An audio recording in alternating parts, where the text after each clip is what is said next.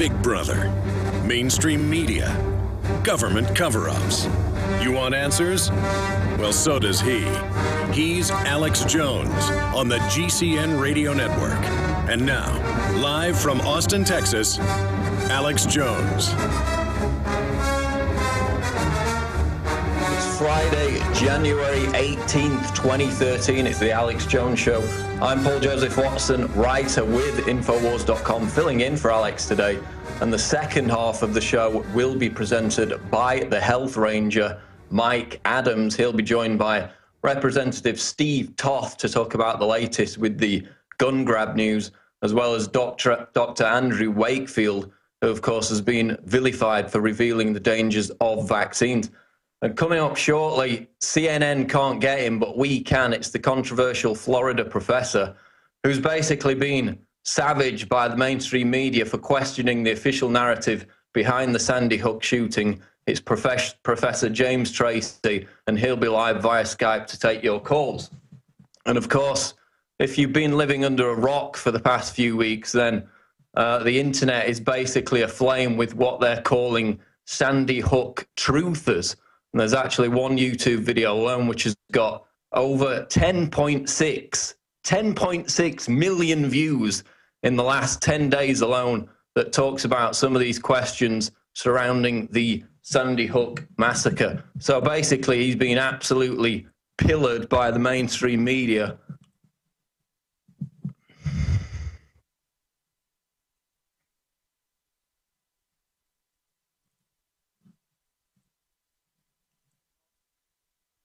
Oh, sorry about that. He's been absolutely pillared by the mainstream media. He was on CNN's Anderson Cooper 360 last Friday, I believe it was. And for 25 minutes, Anderson Cooper attacked him, put his picture up on screen. Basically, it was a surprise that there wasn't a wanted sign next to his name. I don't actually believe in all these theories that are circulating about Sandy Hook, but we're going to talk to the professor before the bottom of the hour. We're going to go over some of the questions that he and others have raised about the Sandy Hook massacre and about the backlash that he's faced from the likes of CNN, from the likes of Fox News. So that's going to be a fascinating talk. We're also going to go to your calls at the top of the hour for Professor James Tracy on all things Sandy Hook. But the top news at the moment on Infowars.com and PrisonPlanet.com, we've heard about the Nerf gun. We've heard about the kid, being suspended for making a gun sign with his hand. But this one really takes the biscuit, and this took place in Mount Carmel, Florida. This is a story just out today. Basically, a 5-year-old girl, a kindergarten girl, had a toy pink gun. It was a Hello Kitty toy pink gun that blew bubbles out of the gun when you pulled the trigger. It's a toy gun for a kindergarten child. She joked with her classmates that she was going to shoot them with her toy pink bubble gun. And of course, the teacher later finds out in this school in Florida, the 5-year-old girl is interrogated without her mother being present for 3 hours by school officials over a Hello Kitty pink toy bubble gun. And it gets worse. The girl told her mother that school officials actually threatened her with jail time. This is a 5-year-old girl. Jail time for making jokes about shooting people with a pink bubble gun. And she was actually suspended. This 5-year-old child was suspended from kindergarten. And get this, school officials as well in this story said that she was making terroristic threats with the toy pink bubble gun, the Hello Kitty gun. So, I mean, this again just heaps on top of the craziness in the aftermath of Sandy Hook. Is it really any wonder that the number of homeschool kids in America has swelled by over 1 million kids in the last decade when we continue to hear stories like this? I mean, talk about the United States of hysteria. This is a 5-year-old girl interrogated for 3 hours, accused of making terroristic threats, threatened with jail, and suspended for a Hello Kitty toy bubble gun. We're back on the Alex Jones Show. Coming up, we got Professor James Tracy to talk about the Sandy Hook controversy. But now we're joined on the line by Alex Jones with an emergency alert for gun owners. Alex, welcome to the show. That's right. I've taken a day off to take my son camping, and I got up this morning and began reading the articles at Infowars.com, and I had to call in here to point out that even Infowars.com and even myself and my great researchers, we tend to under or downplay the full magnitude of this. What's happening is so tyrannical and so sensational in how over the top it is. The globalists have a good chance of actually getting most of our guns if we don't completely wake up. What am I talking about? There are two key articles right now on Infowars.com. One about Big Sis, to use the see something, say something, Homeland Security spy grid on gun owners. The other, and I saw other articles yesterday about police drills federally funded to take on disgruntled veterans and gun owners. Now, regular listeners know this is nothing new. You know, the New York Times 4 years ago, 3 years ago, scouts trained to take on terrorists and more because they trained to take guns and kill veterans. And the Homeland Security documents saying returning veterans are the number one enemy. Gun owners, conservatives, libertarians, constitutionalists, Ron Paul in the fetters. We've known this was behind the scenes in the documents for at least the last 4 years. It was going on before that, but it accelerated under Obama. Now I've had a chance yesterday and last night and this morning to read the executive orders, to really drill into it, and it confirms everything they've tried to push before all at once, hitting us from over 100 angles, 23 executive orders, a bunch of legislation, a bunch of other actions. They are creating, well, they've created the giant Stasi spy force in the name of fighting al-Qaeda. Now they say, don't worry about al-Qaeda. They're actually good guys. Our government's using them in Libya and Syria. That's in the news. And they're flipping the whole thing. Now, people remember articles we wrote years ago saying white al-Qaeda will be announced because we got the new training manuals and we saw the new training videos where every terrorist is a white person being, quote, reported by a minority. And now the initial scripts are out on 4 new TV shows, Founding Fathers and others, where it's all white racist with guns and minorities taking them down. So it's a government-organized attempt to push a kind of race war type deal where it's the minorities in the government teamed up against, quote, whites. And that's why you see them on Fox Sports saying all gun owners are racist Klan members. That's why you see Bob Schaefer on CBS saying we've got to have a World War II operation against gun owners like they're Hitler. Folks, you heard the clip. That's why you're hearing that we murdered the children at Sandy Hook. This is a purge of libertarians and conservatives. I'm not saying this for effect. The evidence is incontrovertible. It is an over-the-top situation. They are definitely going to stage false flags and come after us. I already knew this was happening last year when 4 TV shows were in development, all green-lighted now to start airing this year, where gun owners are racist murderers. So they're now going to say gun owning is a white thing. And people say, well, that doesn't make any sense. They don't care. This is how communists have taken down other countries. And the banks are using the communist playbook. It doesn't mean they're communists. They use communism at the grassroots with fascism on top of it. So, you know, I saw Steve Watson's article. I saw Kurt Nemo's article. I saw them, and they're good articles, but they don't explain, folks, it's now happening. Everything we warned about, everything we talked about. Now it's not going to be the TSA is going to be on the highways to stop al-Qaeda. It's now going to be, and it's already started, gun checkpoints. It's going to be harassment of gun owners. It's going to be saying we're mentally ill. They're already doing this. They're already now have new gun questionnaires coming out at the state levels that say, are you a conspiracy theorist? Do you believe in a new world order? You can't have a gun. And if conservatives give into this and go, well, I better just shut up or they'll take my guns, now they have the chilling effect. This is what authoritarians have always done. Notice the world government's not denied now. It's admitted. And they're saying you're a terrorist if you don't accept it. The mainstream media, the government, all of it, is an occupying force. We still have talk radio. We still have a lot of the states. People are fighting back. But, Paul, it is so over the top. So over the top. And I'm standing on top of Mesa. I hope I'm coming through to you clearly. I'm up here hiking. Can you hear me, Paul? Yeah, loud and clear. Okay, good. I climbed on top of a mountain, literally, a small mountain, so I could get cell range. There's no cell out here where I'm at hiking with with my family. So this is what it comes down to, ladies and gentlemen, is that we are in deep emergency trouble. Everything we've talked about is coming true. I'm not happy about that. I'm not happy now that people all over the country are saying Alex Jones is the leader of the resistance, Alex Jones, this and that. But I am happy that we at least got the word out beforehand so we've got a chance to beat these people. But I'm not happy it got this far. This is not fun. This is real, folks. This is real. And if mainline conservative talk show hosts won't realize how much trouble we're in and get hardcore now, it's over. Notice they preconditioned us before all this happened. There's no world government. Nobody wants your guns. The Federal Reserve isn't private. Oh, none of this is going to happen. There won't be any carbon taxes. And now they're just doing it all. It is now all happening en masse. I'm going to let you get back to the broadcast. The good news is, as you pointed out, there's more than 30 million views, 10 million on one video alone on YouTube about Sandy Hook hoaxes. I haven't even gotten into the hoax.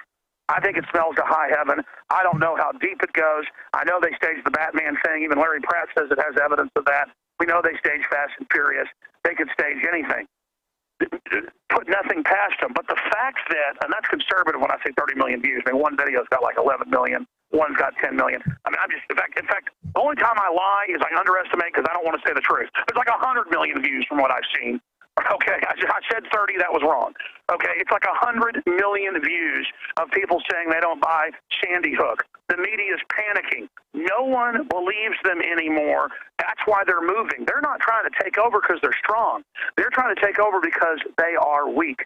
They're trying to take over because they know the people are waking up. So black, white, Hispanic, old, young, north, south, east, west, we have been taken over. Obama got the taxes raised on poor people. Obama promised not to come after the guns. Obama promised all this stuff. The Republicans are going to go along with total open borders to gut the country. Everything's about to happen this year. That's why they're trying to mobilize their minions and dumb down soccer moms to go after our guns. We have to get back in their face and say, how dare you compare gun owners to Nazi Germany and the government has to have a war against them? How dare you call us Klan? How dare you say we're criminals? How dare you say we killed those kids? How dare you try to put that guilt on us? They are branding us. Here's the key. I'm going to get off. We are being branded as the terrorists right now. We are being branded. We are being branded. We are being branded. The secret program that I discovered years ago that we forced out to go public from our law enforcement sources that are patriots is now going public. They are going ahead with saying gun owners and conservatives are terrorists and that we're not going to be able to own guns. This is a Soviet-style purge like the Reds did to the White Russians in 1917. Ladies and gentlemen, they are declaring a concerted homeland security program of harassment and intimidation against gun owners. Obama must be impeached now. He is an absolute criminal, and you must call every member of Congress and let them know that you're fully aware of what's happening because they know they've all committed crimes and insider trading.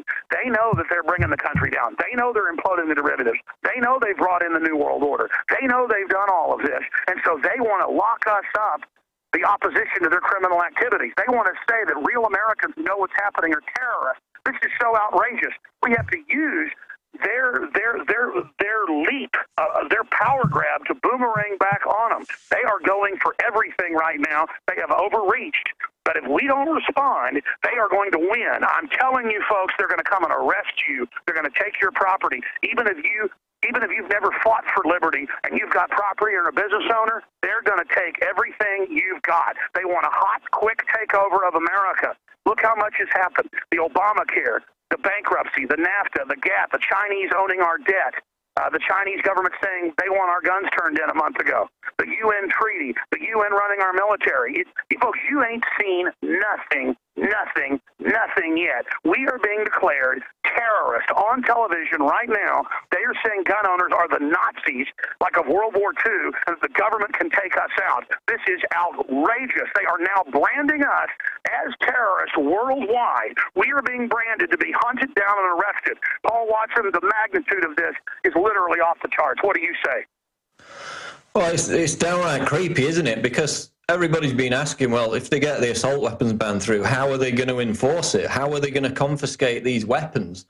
And Big Sis, DHS, has announced that they're going to help expand and prioritize the See Something, Say Something campaign with the express purpose of aiding Obama's gun control. So what does that mean? It was always set up for that. It was. I'm going to get off and let you continue with the article. We need to repost Kurt Nemo's article where the bill is introduced, where they make you turn your guns in and then you get a tax credit for it on your taxes. Folks, it's happening. She's announcing that we're the terrorist. In the training videos, every single person is white. I mean, folks, it is on. All of you guys that said give our liberties up because of Al-Qaeda, you have been fooled. Just like the Obama suckers that thought he was going to cut their taxes. Paul, go over all the articles. Everybody, get them at Infowars.com, PrisonPlanet.com. Get them out to everybody. Ladies and gentlemen, this is it. And they are going to butcher everything else. They're going to take the pension funds. They're going to gut everything. Paul Watson, big show coming up today with you and Mike Adams, is going to sit in for half the show coming up. God bless you all. Ladies and gentlemen, this is it. Toe-to-toe with the New World Order. God bless you.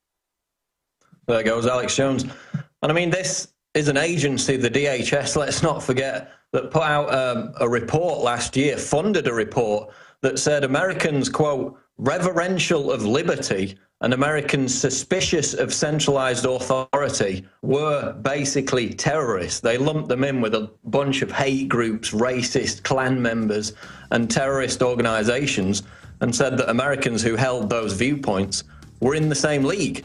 I mean, this is an agency that's put out PSAs for the past 3 or 4 years, where, as Alex said, every terrorist portrayed as white, middle-class American. That's who they're targeting. And we'll be back after the break with Professor James Tracy. Stay tuned. Paul Joseph Watson filling in for Alex Jones. Mike Adams coming up in the second half of the show. Top story on Drudge Report right now. TSA to remove controversial X-ray scanners. This is out of the Associated Press. Transportation Security Administration confirms that it is getting rid of airport body scanners that produce a naked image of travelers.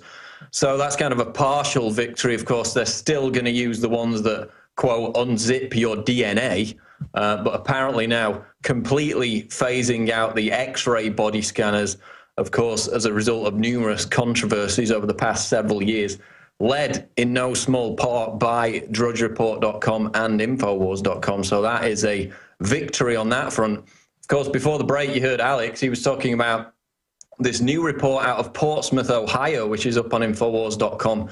Drill characterizes disgruntled Second Amendment advocates as terrorists. And basically, they had a safety security exercise involving the police, National Guard, and local emergency responders there in Portsmouth, Ohio. And the terrorists in this drill were portrayed as, quote, 2 school employees who are disgruntled over the government's interpretation of the Second Amendment. And in this scenario, they had these pro-gun rights people building weapons of mass destruction, killing teachers, and using, biological agents against the local community. So they're basically going full lockstep now, demonizing Second Amendment advocates amidst this national debate on gun control. So that story is up right now at Infowars.com. Well, I'm delighted to be joined now by Professor James Tracy, PhD from Florida Atlantic University. He's a tenured communications professor, and he also teaches a class entitled Culture of Conspiracy. He's also involved with Project Censored, and his website is memoryholeblog.com. Professor, welcome to the show. It's great to be here, Paul. Thank you. Now, before we get into Sandy Hook, obviously we're going to go in detail on that. I want to talk about basically the onslaught you've received over the past week by the mainstream media, and particularly CNN. As I mentioned earlier, Anderson Cooper literally devoted half of his show last week to attacking Professor Tracy, and then he had another 10-minute segment just a couple of days ago doing the same thing. Basically, as far as I saw it, he was trying to get Professor Tracy fired from his position there at the university. So, Professor, I mean, CNN could have easily just ignored all this. Why do you think they've attacked you so vigorously for asking questions about Sandy Hook? I think basically to bring me into the news frame and to personalize this between myself and the families of Newtown. It has nothing to do with that. I was bringing up questions that were not raised, that were not addressed by the media.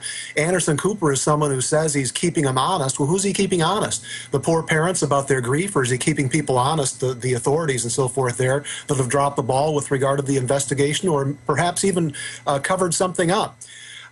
They contacted me last Friday. I was frankly somewhat exhausted from the entire week after this. The story went viral. Drudge picked it up on Tuesday. And I spoke with my family members and my wife, and she didn't really want me to go on the show.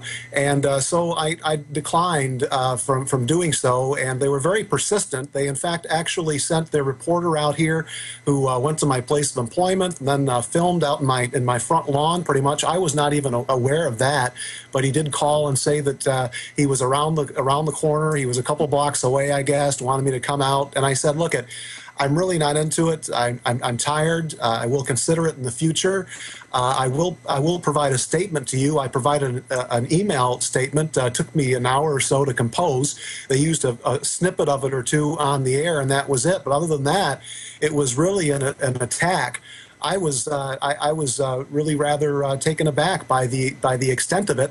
They contacted me again earlier this week, and on Monday I said, well, I will consider it. On Tuesday, they said, well, it's time. Do you want to go ahead and do it? And they wanted to get me down to the studio right away, and I said, I've got to teach this evening. I really don't have the time, but I will consider doing it. I've contacted them again, and they've not responded. So you're perfectly willing to go on there. You've contacted them, and now they've basically stopped talking to you. Is that the case? That's the case, yes. So maybe, maybe they've dropped the story. I mean, I watched the clip, the 20-minute thing where Cooper's demonizing you, and it seems obviously he's using, you're insulting the victims as his platform for what he's saying. But he also seemed just as annoyed about the fact that you were questioning whether or not the mainstream media did its job in the first days after the event. So we'll go more into that. We'll talk about Sandy Hook after the break. Stay tuned. This is The Alex Jones Show. We'll be right back. Infowars.com. Joseph Watson in for Alex Jones. We're talking to Professor James Tracy about the Sandy Hook massacre. He's a professor who's caused no end of controversy over the past week because he's been heavily demonized by the likes of CNN and Fox News. There's a video on YouTube which came to my attention about a week ago. It's only been posted for about 10, 11 days. It's called The Sandy Hook Shooting Fully Exposed. 10.6 million plus people have watched this video in the space of the last 10, 11 days alone.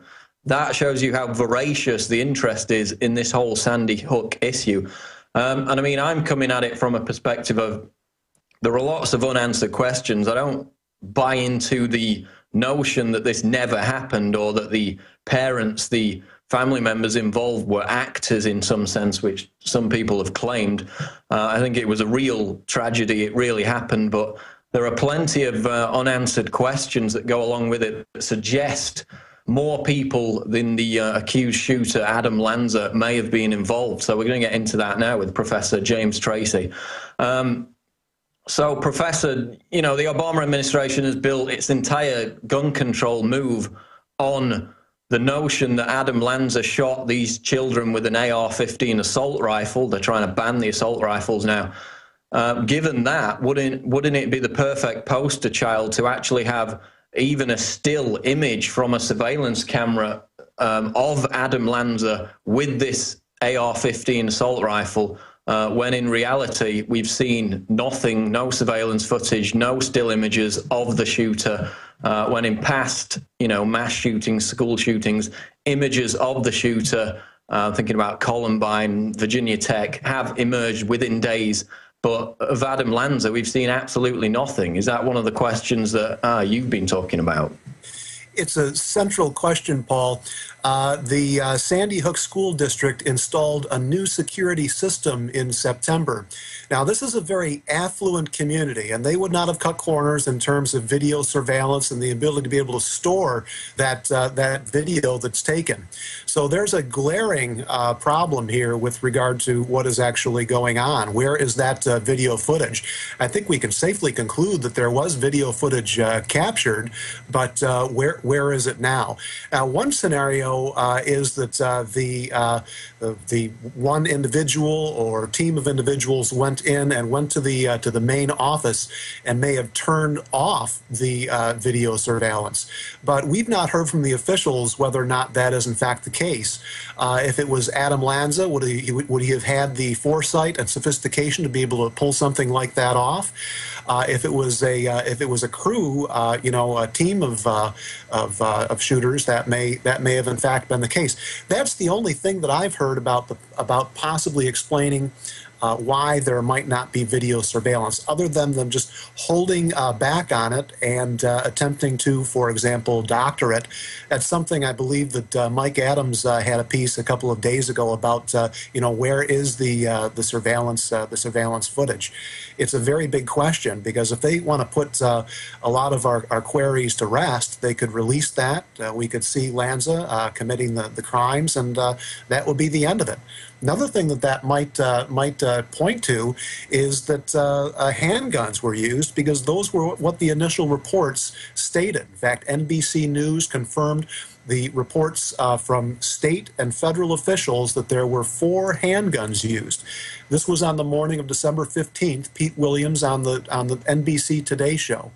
That was changed on the afternoon of December 15th by the Connecticut medical examiner H. Wayne Carver to being the AR-15, solely the AR-15 that was used. That was at the press conference at about 3:30 p.m. on December 15th. And we had reports that the actual assault rifle was left in the vehicle, but then the video showed the police removing what looked like a shotgun out of the trunk of the vehicle. So do we know, have we pinned down exactly what's going on with the specific weapons that were used, or is that still contradictory? I think that it's still contradictory. The footage looks as if it was a shotgun, but altogether there were, I believe, there were at least 6 weapons, or 7 weapons, if you include at one point or another that somehow materialize on the scene and then disappear. There are the 4 pistols. There's the AR-15, and then there are 2 Enfield rifles that are referenced at one point or another in the reportage. So we've got a total of, I believe, at least 7 weapons that are mentioned, that are pointed to by officials in journalistic reports, and then somehow disappear. And then we are down to the 1 weapon, the AR-15, which we might, at the very least, surmise that this is what was one of the things, one of the weapons that looks the most dangerous, and the one that might be targeted in legislation and executive orders. Now we've got these reports of 2 men in the woods. Obviously, we've all seen the footage of them being apprehended in the woods. One has been explained as a parent who went to the school to help his son bake, I think it was gingerbread men or something. That's kind of been explained. He said he heard the gunshots, he was petrified, he ran away. There was another report of a separate man in the woods, though, and it emerged in a Newtown B report. Quote, a man with a gun who was spotted in the woods. So this is a guy with a gun around a school massacre. A man with a gun who was spotted in the woods near the school on the day of the incident was an off-duty tactical squad police officer from another town. So why is a guy who's a police officer from another town in the woods outside where a massacre's taking place with a gun? I mean, is that a place where people would go hunting right next to a school? So, Professor, just tell us about the reports of additional individuals that may have been involved in this event. Well, the footage, the aerial footage that is taken by the Associated Press shows at least one figure fleeing the scene being pursued by police officers. So if there was someone up in the woods, they must have come back down and then been chased back up into the woods. At one point, about a week or so ago, J. Paul Vance, the Connecticut State Police Lieutenant, said that the individual up in the woods was just chopping wood, just happened to be there chopping wood. Well, maybe they came down to the school and got a drink of water or something and then went back up there. That footage also shows, you can see someone in the upper left-hand portion of the video footage, someone who emerges behind a tree, and they remain unaccounted for, so apparently they escaped. But of course, as you know, there's also the CBS footage of a bystander who remarks that this individual was paraded by them and said to them, the onlookers, that I didn't do it, and then they took the individual and put them in the front seat of the patrol car. I'm very skeptical of accepting the Newtown Bee for as a valid source for information after the really contradictory reports initially from December 14th. First of all, quoting the principal, Dawn Hawksprung, and then retracting that and never saying who actually was that they spoke to. So I'm really very suspicious of that particular medium. And then apparently the individual that was spotted in the parking lot was a parent.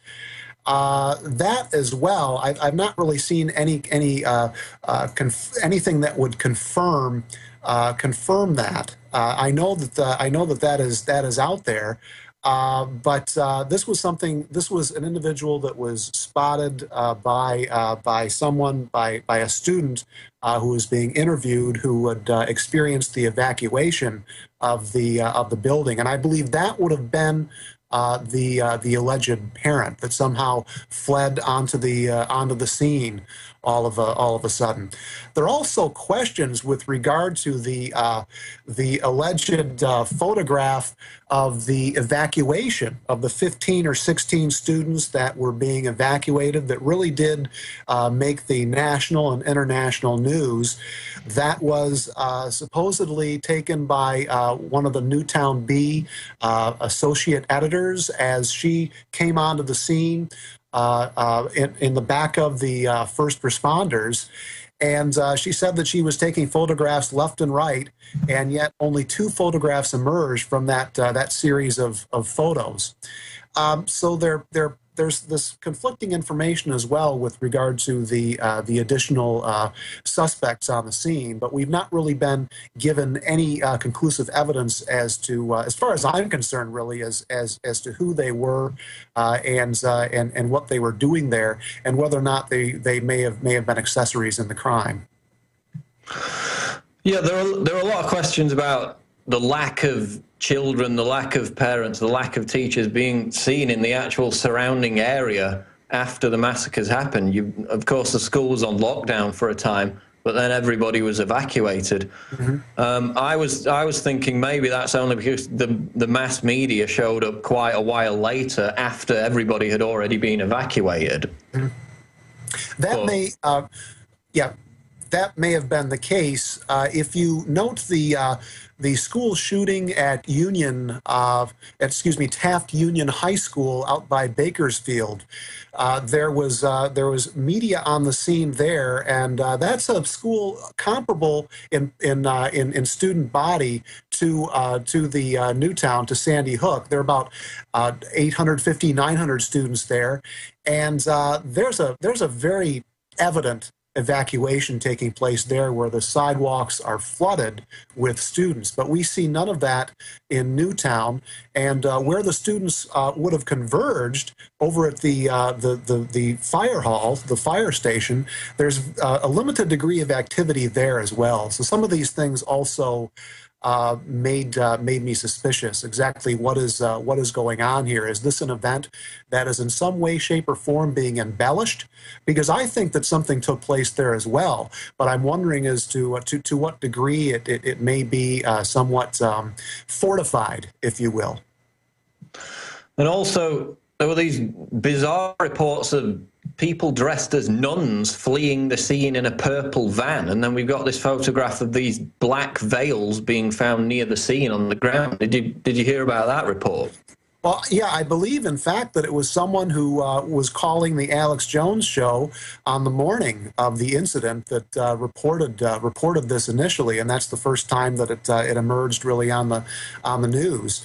And there was also an article on the Intel Hub that delves into this to some degree. In fact, I believe there was a photograph taken of these individuals, and they're wearing footwear similar to what police officers would wear.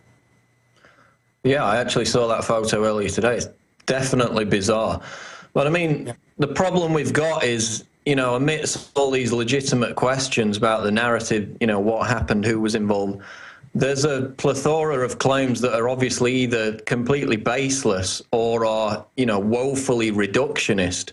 And I think the whole thing about Emily Parker supposedly not being killed and then being included in that photo with Obama is clearly one of them, because if you look at the high-res images, you can quite clearly prove that it is, in fact, her sister, who obviously wasn't one of the victims. So, I mean, what do you say to the idea that, some people are really making huge leaps of logic and in doing so are detracting from any real understanding of what happened? Because I've seen some really just crazy things like, Robbie Parker, one of the parents, is actually Tony Hawk, the skateboard guy. So there's a lot of people poisoning the well with bizarre craziness, and it's really not helping us understand what actually happened, is it?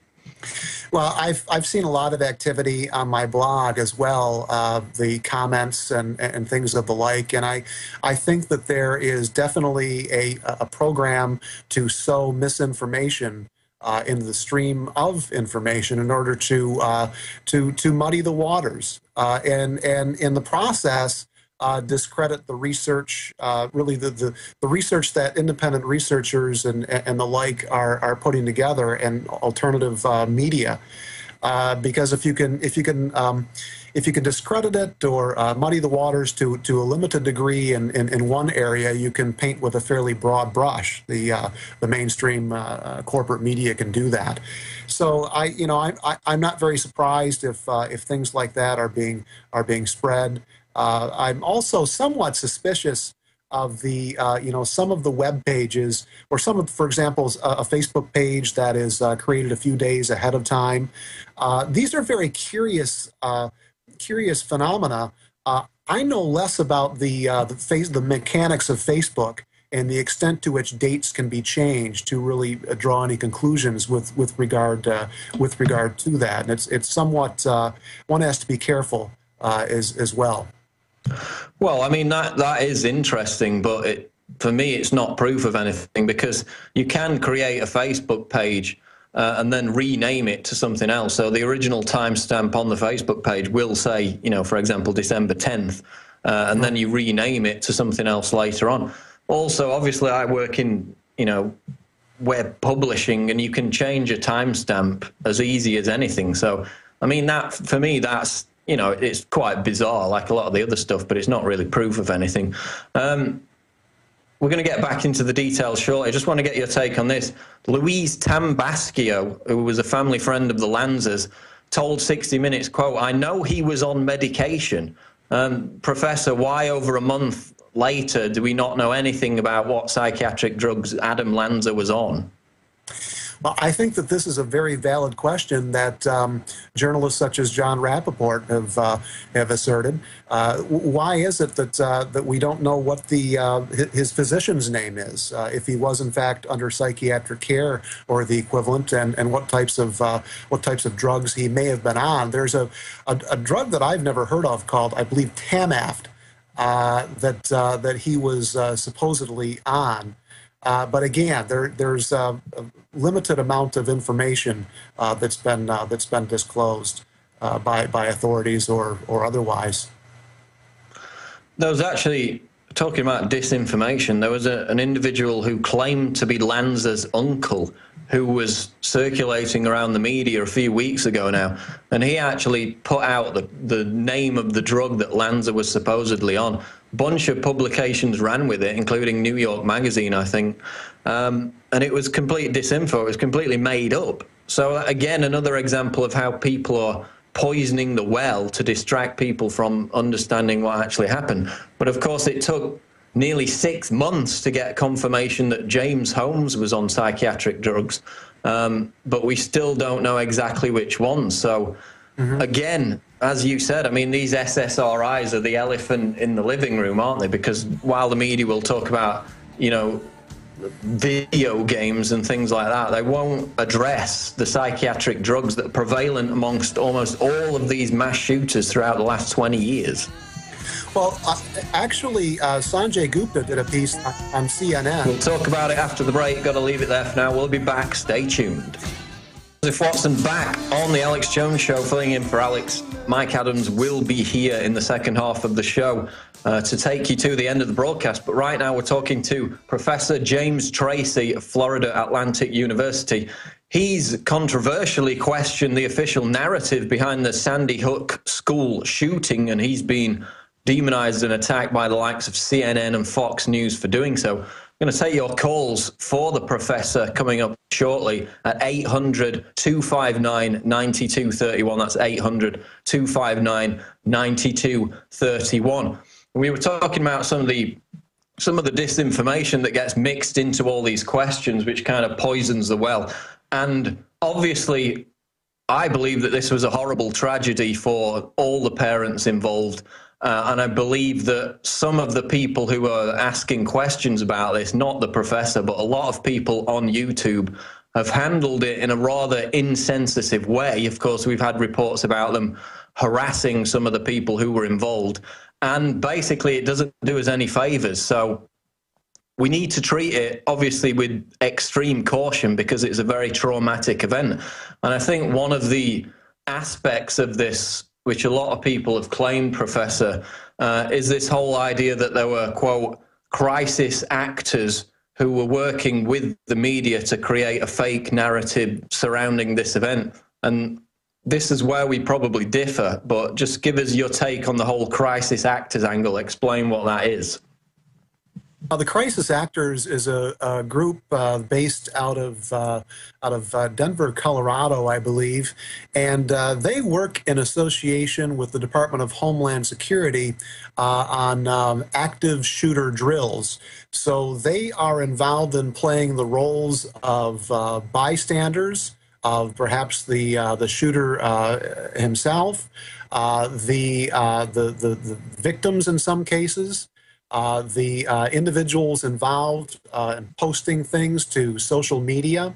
In other words, they are all-encompassing in creating an environment for a lifelike drill. You know, there was a drill that took place, by the way, along these lines. Now, I don't know if crisis actors were involved, but this was in a school for disabled children in Harlem, and the children were absolutely terrified. So in some cases, it's not known whether or not an event is actually taking place, but it's made more lifelike by the crisis actors. Again, I don't know if they were involved in that particular drill, and that's an incident that's sort of flown beyond the mainstream media radar. But these individuals they're deployed within the community, and they go ahead and they embellish the particular event.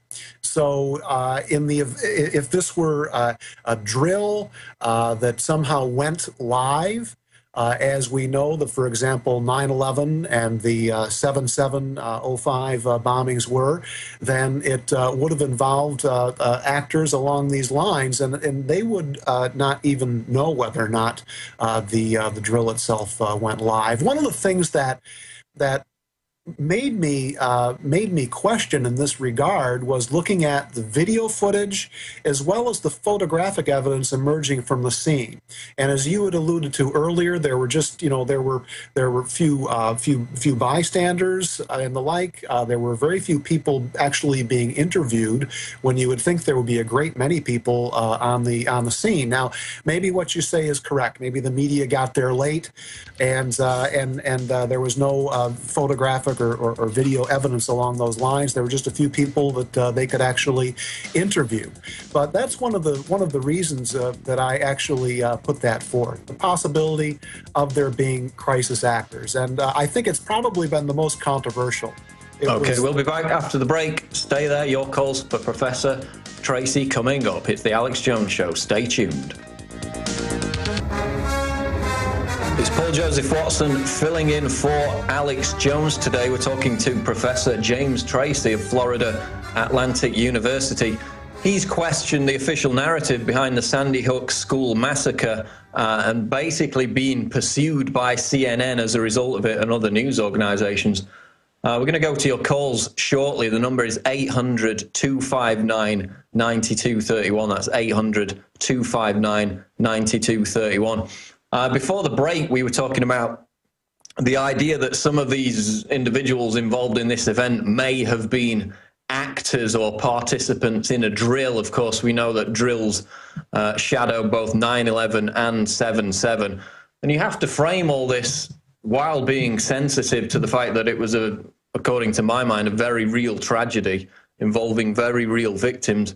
But you have to frame it in the context that, under Fast and Furious, the Obama administration sent 2,000 assault weapons to drug lords in Mexico, resulting in the deaths of over 300 people, many of them children.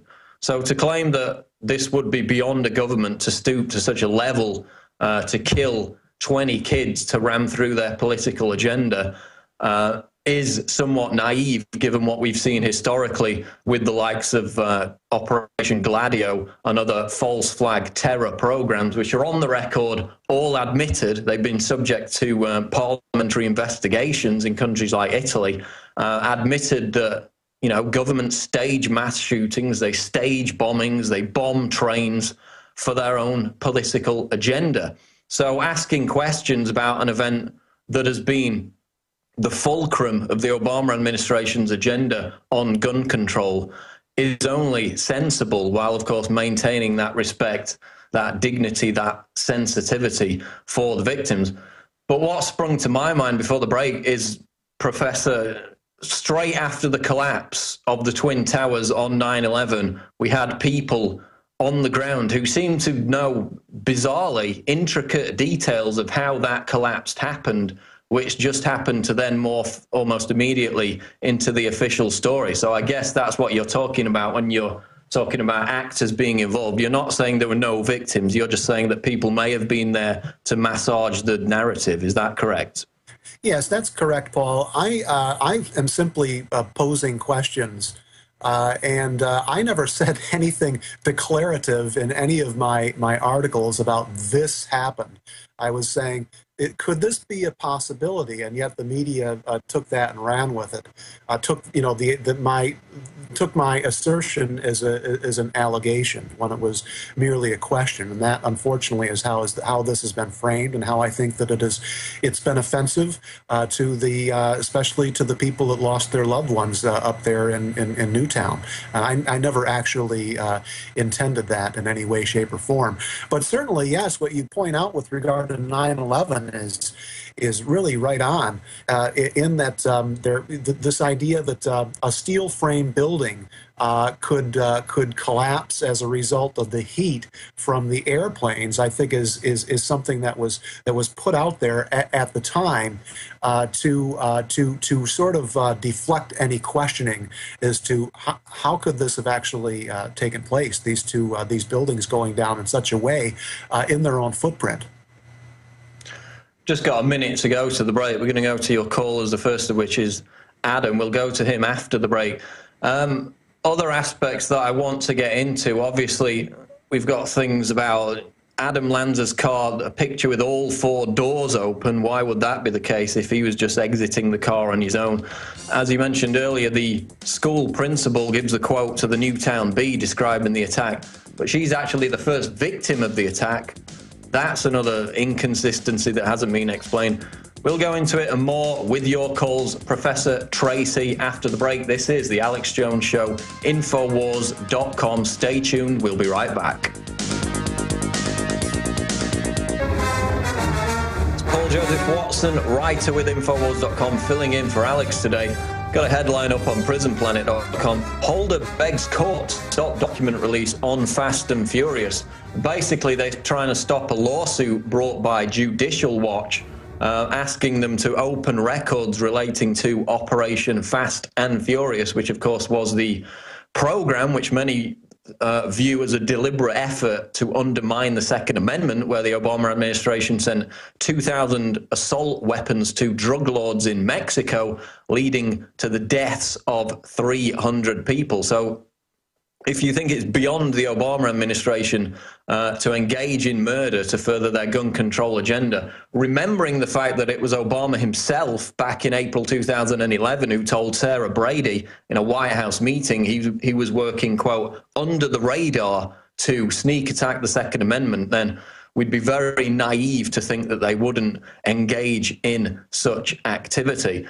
We're talking to Professor James Tracy about the Sandy Hook massacre, the questions that he's raised about the event and subsequently being attacked by the media for asking. Adam in Canada, you're on the air. Go ahead, Adam. Yeah, kudos for having the courage to cover this. I have a couple questions. Go ahead. Yeah, I think it's great that he got the thing about the shotgun in the trunk right, and the dress with the daughter. Those are. But what I haven't heard, what I'd like to hear him talk about is the question of whether or not that was Adam Lanza's car, and also if you've seen some of the rebranding of businesses in the area. If you go to sandyhookhairco.com, Sandy Hook Hair Company, and see their whole image, the bloody handprint and the white heart in the palm. And finally, of course, the whole thing about the Batman map in the Batman movie having Sandy Hook on it, and also actually lining up to the roads in Newton with a circle on the school, which is the stadium that's attacked in the movie. Go ahead, Professor. Okay, well, there's quite a bit there. First, with regard to Adam Lanza's car, this was apparently registered to a Chris Rodia. And yet there was an article that came out arguing that this was not the case. I think it was in a Hearst paper that it was not. The car was not registered to him, but in fact it turns out that it was, and that Rodia, he had a number of. He had a number of run-ins with the law. He had been involved apparently in drug running and the like. So that's as much as I know with regard to the automobile. And what were the other questions? Well, there's these crazy rebranding of businesses with Illuminati symbology. I mean, it's totally out there. But go to sandyhookhairco.com and you'll see their website with the bloody red handprint and the all-seeing white heart in the palm. And then, of course, the whole Batman map, Sandy Hook. If you go to YouTube, Batman map, Sandy Hook, a strange comparison, you'll see this 1-minute video. I've seen that, Professor, but, I mean, there's a place, obviously Gotham City is based on New York City, and there's a place in New York City called Sandy Hook. That's how I understood it. Yeah, and that does come up, but I think 1 hour and 58 minutes into the Dark Knight Rises, there's that specifically on the map, from what I understand. I haven't seen the movie in its entirety, and somehow I saw that on my blog just recently. Someone putting something in there with regard to the hair salon or the hair company, but I've not seen the imagery itself. So I can't really comment on that. Okay, thanks for the call, Adam. Yeah, I think the thing with the car was how I read it, it was like a bleed in the police transmission tapes where he had been apprehended in a completely different city, and that bled through to their transmission, which is why it got confused with Adam Lanza. That's how it was explained. Whether that's true or not, I don't know. It was explained in a mainstream media outlet that he was mistaken, but whether or not that is in fact the case is still somewhat questionable. Right. So, but it's a very good question. And the other stuff doesn't really, I mean, it's all very weird, but it doesn't prove anything for me. Father James in California, you're on the air. Go ahead. Good morning. It's good to talk to you, and I've been a listener of the show for probably about a year, and initially thought that Alex was rather paranoid until I began researching everything that he was talking about and finding so much important information. You know, I have family members that are educators. My father served in special forces in Vietnam, and the kind of false flag attack is something that, you know, I've heard about from him. You know, in Vietnam, he said it was a common tactic for them to go into a Vietnamese village, do attacks, leave evidence of it being North Vietnamese or Viet Cong, then come in subsequent days to respond to their outrage and recruit them and train them to fight against the North Vietnamese. So, you know, it's a tactic that's been around for a long time. And thinking about these questions, you know, my thoughts have been that, you know, the conversation in the media, especially as it's put out by the government, is, you know, how many lives will we save by banning guns? And I think the question really needs to be turned around. You know, how many lives are we going to sacrifice if we limit or restrict guns from law-abiding citizens? And I think a very practical way to arm our teachers. You know, we have a lot of police chiefs and sheriffs that are standing up now saying that they're going to defend Second Amendment rights. A very simple approach would be for them to issue conceal and carry permits to teachers, and then to overcome the ban for guns in schools is to deputize them. You know, sheriffs, police chiefs can deputize citizens in service, so they can train them, license them, deputize them, and it'll be legal for those teachers to have a firearm concealed on campus. Well, Professor, I mean, would you feel safer if your kids were in a school where you knew the teacher had a safely locked away gun in the event of some crazed killer coming into the school? I mean, would you feel safer?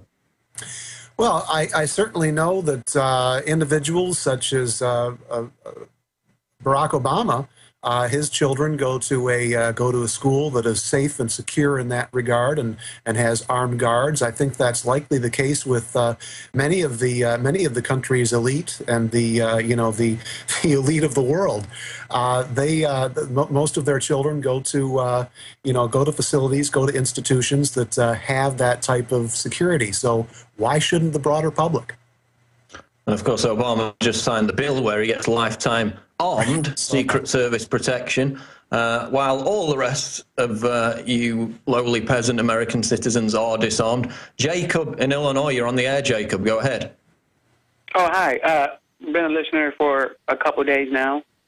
I like the show. I was wondering, what kind of gun was it again that the kids were killed with? Like a big rifle or something? I was just wondering, how did he get it into the school in the first place? Well, Professor, that's what the medical examiner addressed, isn't it, if you want to cover it from that angle? Yeah, this came up. This is when the story was significantly altered during that press conference. From as far as I can tell, from the 4 handguns, which is what was being reported at 8 o'clock or 8:30 a.m. on the NBC Today show, to the single AR-15. And during that press conference, and it's important to really look at that press conference because I think that's really the most revealing piece of evidence and information in this case, is that the weapon is almost changed immediately from the pistols to the AR-15, and even a reporter speaks up and says, but the rifle was found in the car. And at that point, the Connecticut State Police Lieutenant Vance said, "That's not correct, sir. That's not correct." So it's at that point where things change. How he got the weapon into the school? Well, he approached according to the official story, he approached the entrance of the school and he shot out the front door and with a hole big enough to enter. Yet we've not seen any video evidence that in fact took place, nor has there been any video or photographic evidence of the door itself, the entry point itself. Mm-hmm. Oh, thanks for the call, Jacob. Josh in California, you're on the air with Professor Tracy. Go ahead. All right, Josh has dropped. Professor, tell us about this pejorative term conspiracy theory you wanted to talk about, the dynamics between how that's being used by the establishment media in relation to this event. Well, I think that as an academic, and I think this is also the case with regard to journalists, they fear being called a conspiracy theorist. That is the pejorative that's being used against me to make an example out of me, to threaten my job, to get me to be quiet, to not ask questions. It's important to think about how this term originated, how actually it developed. There's an important book called Conspiracy Theory in America that's coming out in April of this year by a colleague of mine, Lance DeHaven Smith, up at Florida State University. Now, he helped to devise the concept of state crimes against democracy. This is something that's... We'll be back. Final segment. We'll finish that after the break. Stay tuned. Alex Jones Show, Infowars.com. Looking back on 2012, on the Alex Jones Show, Paul Joseph Watson filling in for Alex, talking with Professor James Tracy of Florida Atlantic University. Professor, just finish up your thought there quickly about the term conspiracy theory. Yeah, in the mid-1960s, Paul, the U.S. government and the Central Intelligence Agency were concerned with regard to criticisms of the Warren Report. So they issued a dispatch to all of their offices, and this dispatch right here, it's number 1035-960. It's available at the JFK Lancer website. Talks about how. Can I read a bit of this? Is that okay?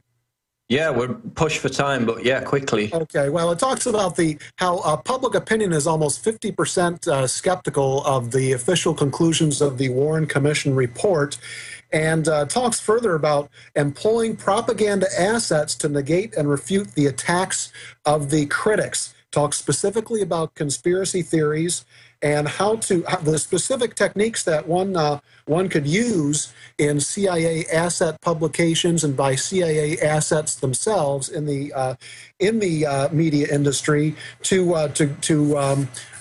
essentially subdue any sort of criticism. And so what I'm getting at in that regard, and you could again go to the JFK Lancer site and read it since we're pressed for time, but I believe it's a key document because this is something that has in many ways really created fear among journalists and among scholars to address anything that might be considered a conspiracy theory. I think I know this more intimately than anyone because I can sense that fear among others. You can't touch certain subjects such as 9/11 because you might be accused of this, and this is something that could cost you your job and or your credibility. Okay, Todd in Florida, quickly, please. Final call. Go ahead, Todd. No, thanks for taking my call, guys. I got some points about Sandy Hook. Thanks so much for talking about it today. I think it's something we all need to question. You mentioned at the press conference, I feel that is some very important information. Paul Vance dodged blatantly a question when asked what was Nancy Lanza's connection to the school. And I believe that he couldn't answer that question because later it came out that she had no connection. However, there was a report on the scene from Sally Cox, the 15-year alleged nurse at Sandy Hook, who told a reporter that she knew Nancy Lanza and that she was an experienced kindergarten teacher. I think we need to question those things very much. Are you also familiar? Are you also familiar with the fundraiser sites? The URLs were created before the event. Yeah, we talked about that. We talked about that a bit earlier. I don't know if a medical examiner would actually have that information. What I would expect of him as a professional is to have information specific to the injuries, you know, the causes of death, the caliber of the bullets, how many girls, how many boys were slain. These things are just basic, and they were not addressed by Dr. Carver, not in any competent way. And that's really the major thing that contributes to my skepticism and caused my my initial questioning of the event. Okay, thanks for the call, Todd. Professor, just tell people about your website, the other work you do there, how people can find out more information. Yeah, memoryholeblog.com. I've had the website since March. There's a lot of stuff on there. You know, primarily there are essays that I've written on you know, political criticism and events such as this. And things that might be regarded as conspiracies, but attempting to analyze those and develop those in a historical context and in a more contemporary context. So it's memoryholeblog.com. Okay, Professor James Tracy, Florida Atlantic University. You won't be on CNN tonight then, but you may be on in the next few days. Well, they've got to get back to me, and I'm willing to go on and keep them honest. Okay, we really appreciate your time. Fascinating questions raised once again, and we hope to talk to you again soon. Thank you very much. Thanks, Paul. There goes Professor James Tracy raising questions about the Sandy Hook massacre. And again, this has gone completely viral. It even surprised me how crazy, insane the interest in this is. 10.6 million views on one video alone on YouTube that was created just 10, 11 days ago. And in fact, we're probably going to try and get the creators behind that video on the show. But tons of videos, tons of questions, while still trying to maintain respect, dignity, for the realization that this was a very real tragedy, but we'll continue to ask questions about it. Mike Adams coming up. This is the Alex Jones Show Live. I've been Paul Joseph Watson, Infowars.com. We'll be right back with Mike Adams. Stay tuned. Here on the Alex Jones Show, and this is Mike Adams stepping in for the next hour and a half here. I want to thank Paul Joseph Watson for his eye-opening interview there. I didn't catch all of it because I was obviously driving in to be here. But we've got even more great information coming up. This is just hard-hitting, day after day, hour after hour. Here's what we have coming up right now on the phone with us, and he'll be joining us in just a minute, is Representative Steve Toth from Texas, who is the person introducing the Firearms Protection Act that he was on the show, I think, 2 days ago here with Alex, and he's got more updates for us, and I have some new questions for him as well, so we'll get an update on that. We've also got, today I'm going to give you just a little commentary on Lance Armstrong and his now staged confession that he lied all along and that all the people that he bullied and threatened and intimidated were actually correct in saying that he doped. So I'll give you a little breakdown on that, but I'm not going to spend too much time on that because there's far more important things happening in this world than Lance Armstrong's career. We've got smart gun RFID technology now being discussed for firearms. This is part of Obama's 23 now famous or infamous executive orders, new ways to track firearms owners.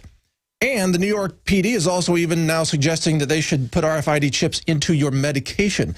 That's what they want to track, is your drugs and your guns and your money, your cash, and probably everything else. Oh, it's getting crazy. In any case, let's go to Representative Steve Toth, who is on the line with us. And he joins us for an update. Mr. Toth, thank you for joining us once again here on the Alex Jones Show. Hey, thanks so much, Mike. I appreciate it. It's great to have you on. I heard your interview a couple of days ago. I'm very proud that you are the kind of person who represents the state of Texas. You're a business owner. You're a successful person in the private space, private industry, and you get it about the Second Amendment, about freedom. You're well-spoken. You're highly intelligent. I think your bill is going to be very successful. What is your read so far on the level of support for this Firearms Protection Act? Well, think about this a second. There are two elements that are really critical for this bill going through. One is the people of the state of Texas, and the second is the lawmakers here in Austin. And we have all been shocked. I knew it was an issue. And it's not just about the Second Amendment. This is really more about the 10th Amendment than it is the Second Amendment. This is about preserving states' rights. This is about an executive order, an edict by a king, not having prominence over the legislative process that's laid out in both the Texas and U.S. Constitution. Right. And so where things are going really well with this legislation is out in the streets, in homes and businesses and restaurants all over Texas. People are talking about it. The problem is that there are going to be some competing bills that are more moderate. We don't need a moderate approach to a desperate problem that is facing America. We need a strong bill that has real teeth, that day one, when it goes into effect, the Obama administration is going to file an injunction in the Fifth Circuit probably to put a stop to it so that this gets challenged all the way to the Supreme Court. And that's what we need. We need this 10th. That is exactly what we need. And so if a moderate bill goes through without any teeth that they can just overlook and ignore, then that's what will happen. So there are a lot of different bills right now, but we need for people in the state of Texas to get behind the Firearms Protection Act, because that is the bill, that is the legislation that has the teeth in it that the Obama administration is going to force their hand. Yes, but what is the actual composition of support in the Texas legislature for possibly being able to actually pass this? I mean, I know the Austin area representatives. Here's the deal. We're going to get a bill through. No questions asked. We're going to get a bill through in response to what the president has done. The problem is that there are some more moderate bills that have come forward since this whole thing, since this media firestorm has erupted over the issue. Yes. There are some more moderate bills that have come forward that frankly are going to undermine what we're trying to do here. When you say moderate, for example, your bill makes it a felony crime for a federal official to try to enforce an unconstitutional order in the state of Texas. Are you saying that, for example, that felony is not present in a less powerful bill? It's not present in the other bill. It almost looks more like a suggestion or a House resolution than it does a bill. I mean, you might as well just do a House resolution. Boy, we hate what Obama's, we need a bill that has real teeth in it. We need to draw a line in the sand and say enough. We're done. Now, when this was attempted, drawing a line in the sand, I think roughly a year ago with the TSA bill that David Simpson put through, Exactly, yeah. And, the thing about that bill is that it started too late. If it had started in January, like this one is, then that bill would have had what our bill has right now, which is it's got this broad base of support from people all over Texas. Yeah. I mean, my phone is being rung off the hook right now. We can't get to all the calls. It's impossible. Well, I'm sure that's the case. I was in a gun shop just the other day, and I asked the owner, "Did you hear about Representative Toth's bill?" And they said, "Are you kidding me? Everybody that walks in our doors keeps telling us about it." Yeah, I mean, it's really cool, and I don't know if I'm going to get on a faith track here for a second, but this has been so encouraging, and the Lord has so encouraged us over it, and I'll tell you why. Kendall Croker is a really great guy. He's the guy that started this thing in Wyoming, and I want to give him credit for it. Yes. Because Kendall's the one that started this whole thing. Well, what was really cool is our office got a call yesterday from Kendall's sister, and she said, of all the states that Kendall's sister could live in, what do you think the chances are that his sister out of 50 states just happens to live in Texas? And out of the 150 House districts across the state of Texas, what are the chances that I live in Steve's district?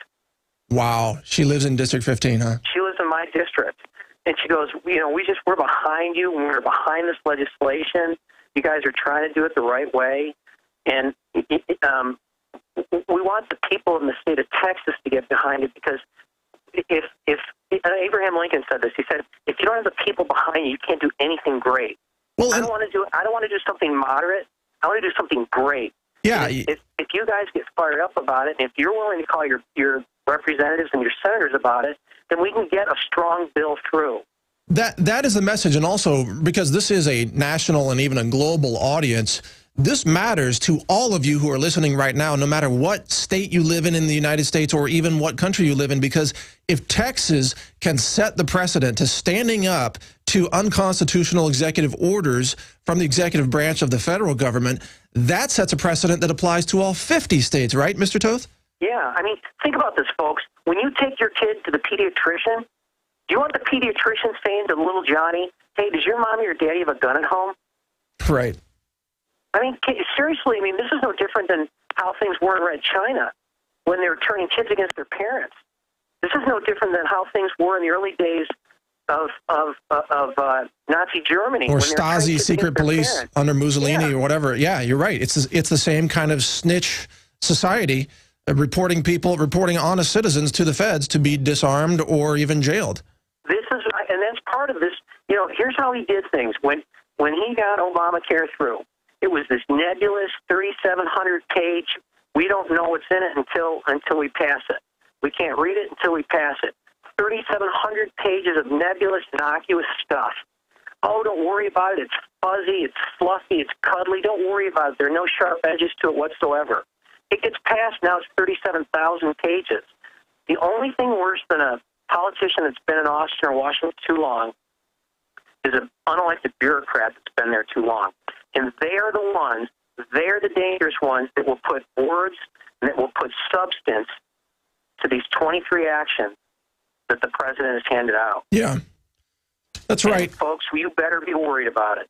Let me ask your opinion. Texas Attorney General Greg Abbott put out an ad recently in New York, and I love this, and I love what Mr. Abbott has done here.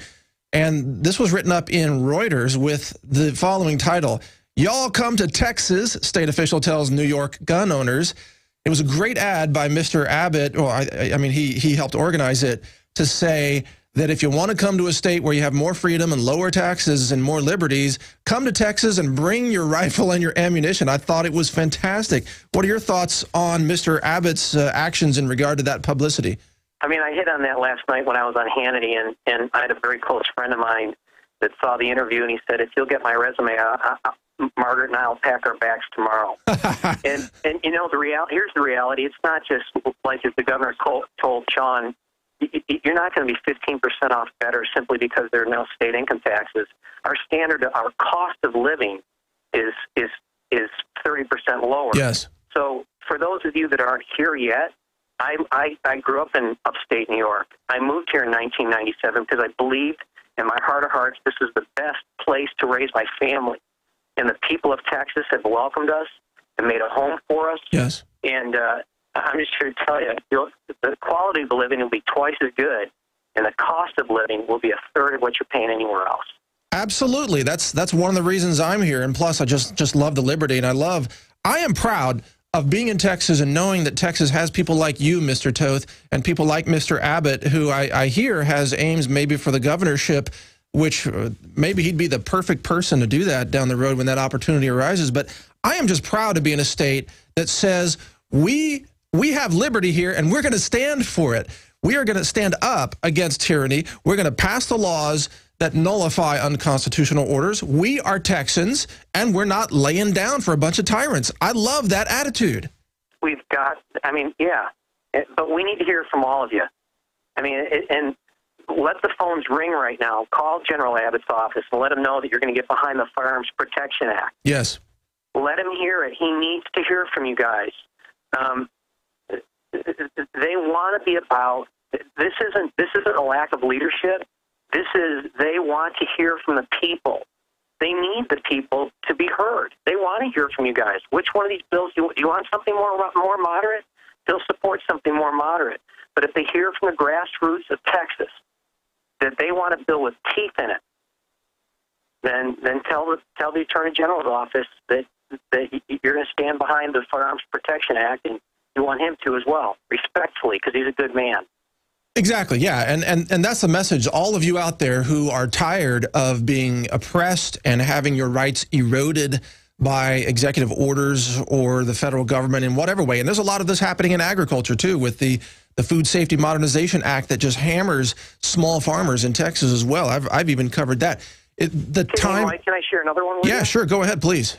There is a terrible curriculum going through the schools today. It's called CSCO. It is in 80% of the schools across the state of Texas. Parents are not allowed to view it. They're not allowed to go online to look at it. It's a portal online curriculum. Parents are not allowed to look at it.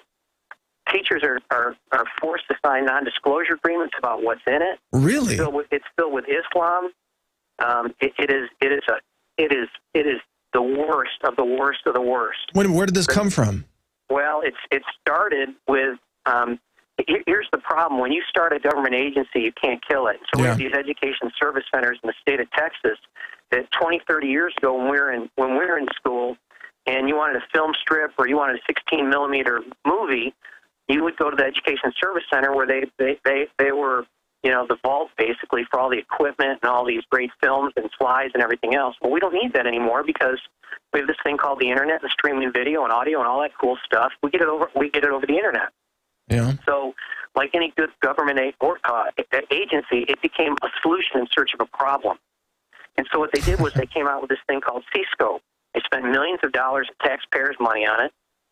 And it's not under the guise, it's not under the supervision, auspices of the State Board of Education. These liberals that are running it can basically say and do anything that they want without the approval of the State Board of Education, who are elected by we the people. But you see, that's their attack point now, is to try to indoctrinate the next generation. It is exactly what they're trying to do. And with all these TV shows, too, that are coming out, I don't know how much you're aware of those, but this show about they hate Paul Revere and a show demonizing the Founding Fathers. And most of these shows... Get this. Our founding... The Tea Party, the Boston Tea Party, they're referred to in C-Scope as terrorists. Oh, man, yeah. Terrorists. Not surprising. Well, they're going for broke, Mr. Toth. They're going for broke. This is Texas. Yeah, yeah. They're trying to turn any person who just believes in the Constitution and the Founding Fathers into a total outright terrorist. I mean, that's right. It's now in our faces. There can no longer be any doubt. They're not beating around the bush, so to speak. They're going for your freedoms just outright. Oh man, unbelievable. So unbelievable, Mr. Toth. Let me ask you a question on a different track. What are you doing to protect your personal safety? And I mean this sincerely. I've been threatened before. Alex Jones obviously has been threatened many, many times. Are you taking steps to make sure that they don't put you in a situation that could compromise your integrity on spearheading this kind of bill? Well, I mean, here's the deal. I live my life with a high degree of accountability. I live with my legislation director is a guy that I've known from church for years. I live with him and his wife in Austin. Yes. I don't live in an apartment by myself. Good. And Michael and his wife, Brittany, carry. They have CHLs. They both carry. My chief of staff carries. My office would be the worst office to come into in the Capitol if you want to inflict harm on someone. Good. Right. Good. And plus, there's a lot of concealed carry patriots walking around that building as well. I know, because sometimes I'm one of them. Yeah. And, that's just, hey, here's the deal. If we don't stand up, we have no future. We just don't. Our children will have no future. And that's what this is all about. This job only pays $600 a month. You're not going to get rich doing it. In fact, your business probably will end up taking a hit as a result of it. Yeah, right. But if we don't stand up, all of us, we've all got a part to play. Even if it's just calling the Attorney General and calling the governor and calling your state representative to say, get behind the Firearms Protection Act. Absolutely, absolutely. You've got to get a website going where we can, publicize that URL and build momentum. I'll even donate some software technology to you, by the way. I founded a software company many years ago. I'll donate that to your office so you can have an email list engine that works. I mean, you've got to get something going. We can just give it out on the air and get people to that website. I'll have Amy get going on it today. Yeah. And, I mean, if there's anyone out there that can help us develop the website, that would be great, too. All right. Well, thank you for joining us, Representative Toth. We're out of time, but God bless you. Mike. You're awesome. Thanks. Thank you. Take care. We'll be right back here on the Alex Jones Show. Stay with us. A lot more straight ahead. That was Representative Toth with the update on the Firearms Protection Act in the state of Texas. Continuing here on the Alex Jones Show, thank you for joining us. We just finished up an interview with Representative Steve Toth from the state of Texas and the Firearms Protection Act, and I want to reiterate why this matters to everybody across the nation and wherever you may be listening from. This is a precedent-setting bill, and it's based on the bill out of Wyoming, and the author of that bill deserves the credit, but the language of this bill can be shared with many other states, and there are lots of other states who would like to get on board and stand up to the federal government and say, enough is enough. We're not going to let our rights be trampled on any longer. Because look where this is going, folks. If you don't stand up to this, the Second Amendment is not the end of this. They're going to come after your First Amendment. They're going to come after your Fifth Amendment even more than they have already. They're going to obliterate states' rights and basically say there shouldn't be any states whatsoever. And with the executive orders, Obama's going to be saying, well, we don't need Congress either. What's the point of having Congress when the president just writes law? This is the basis of the downfall of our free society, and it has already begun. We have already started to tumble down that pit of tyranny and oppression, and if we don't turn back from that right now, it's over. This is it. So you better get on the phone right now. If you're in the state of Texas, you better get on the phone, call Attorney General Greg Abbott's office and tell him, yes, you support the full-on Firearms Protection Act that makes it a felony for federal officials to engage in unconstitutional gun restriction in the state of Texas. You better call your state representatives wherever you live and tell them introduce the Firearms Protection Act, because if you don't draw the line right here, it's over. And let me tell you my personal prediction of what I think is coming up. Why didn't Obama have a high-capacity magazine restriction in his executive orders? There was all this talk that he was going to do that, but he backed off, it seems. He did not do that. Why? Because he has full confidence that they're going to be able to get that through Congress, through legislation. So you have to ask the question then, why does he have that confidence when right now the environment in Congress is saying no to more gun restrictions in Congress? Why does he have that confidence? The answer is because they are planning another major false flag attack in America. A major false flag attack.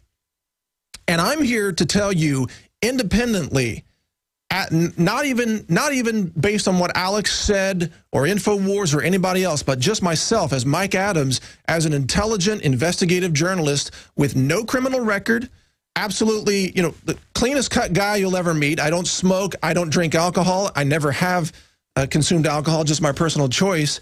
Clean cut guy, super clean record, passed all the FBI background checks, all the ATF checks, for class 4 gear, you name it. All right. You're not going to find somebody with a cleaner record than myself. By looking at the data, I am telling you, I believe that they are going to stage another major false flag attack during the debate of gun control restrictions in the U.S. Congress.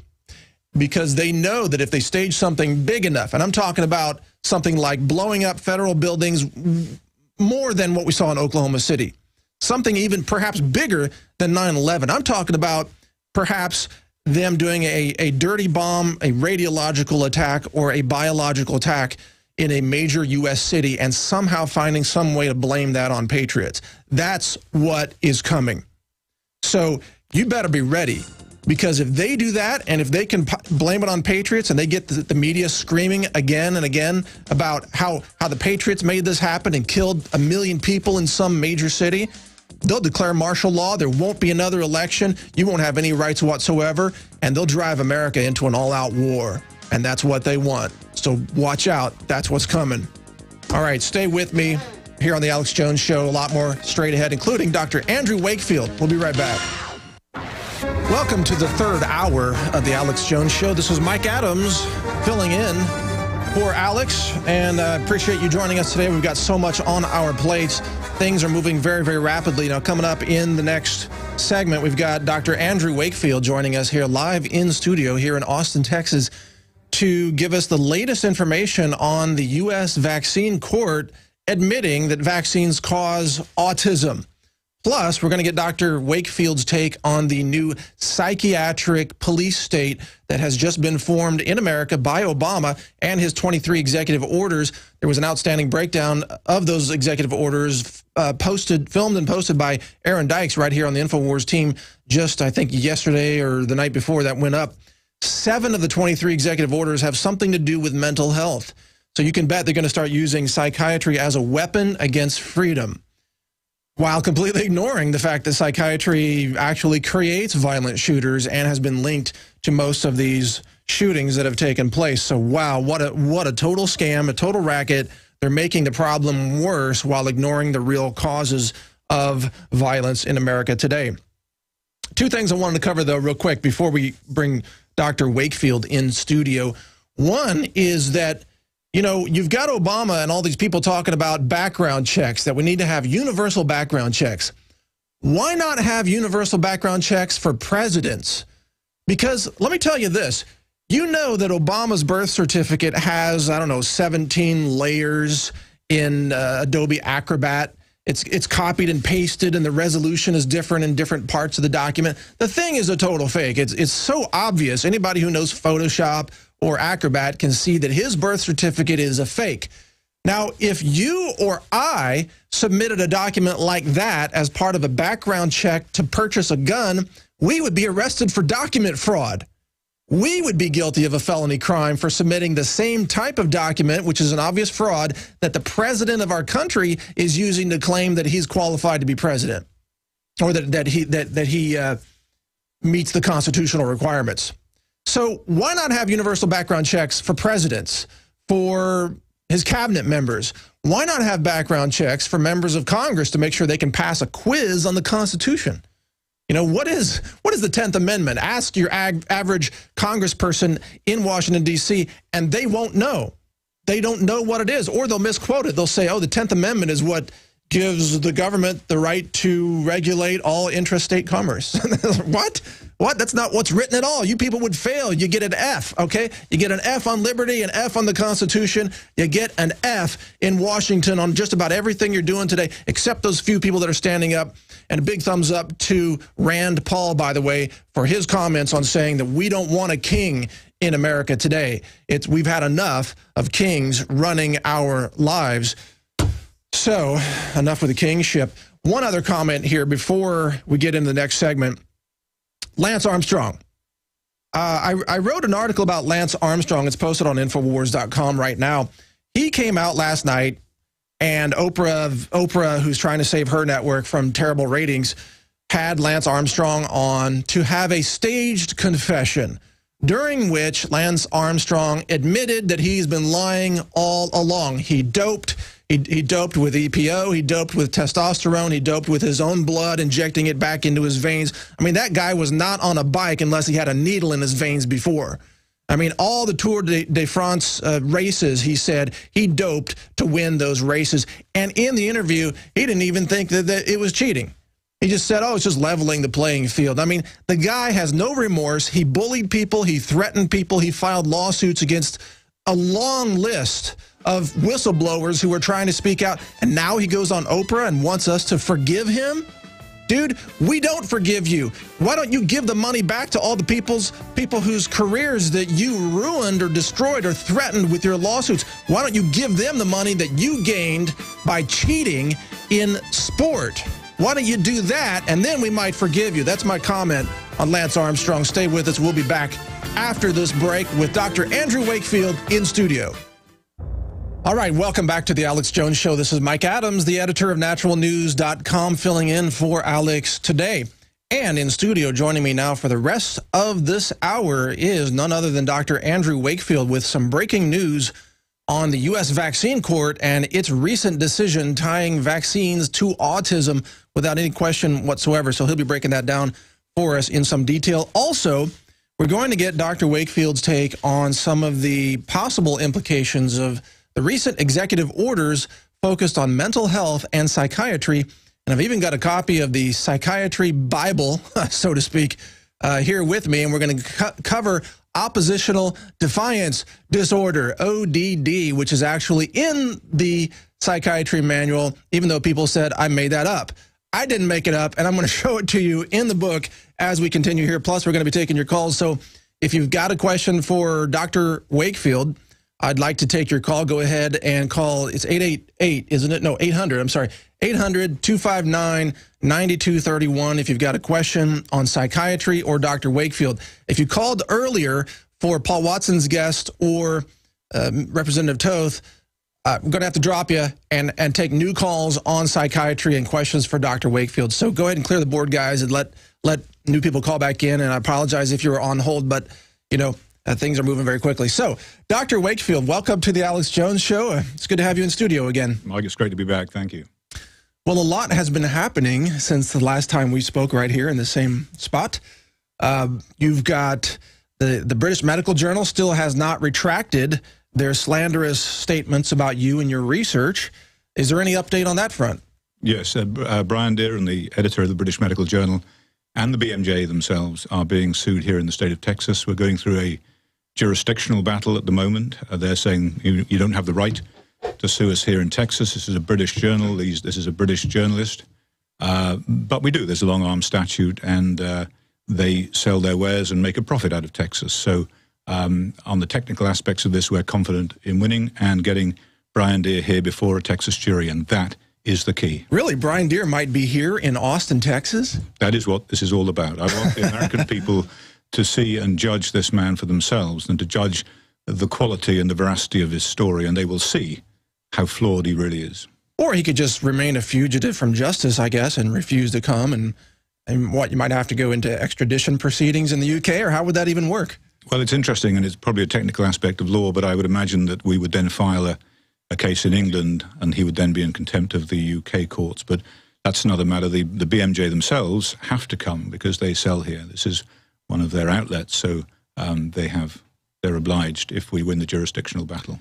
Well, excellent. I appreciate your veracity, your dedication to pursuing this and not allowing them to just steamroll you with their slanderous, completely false analysis. I mean, they literally just invented things about your research that they pulled out of thin air.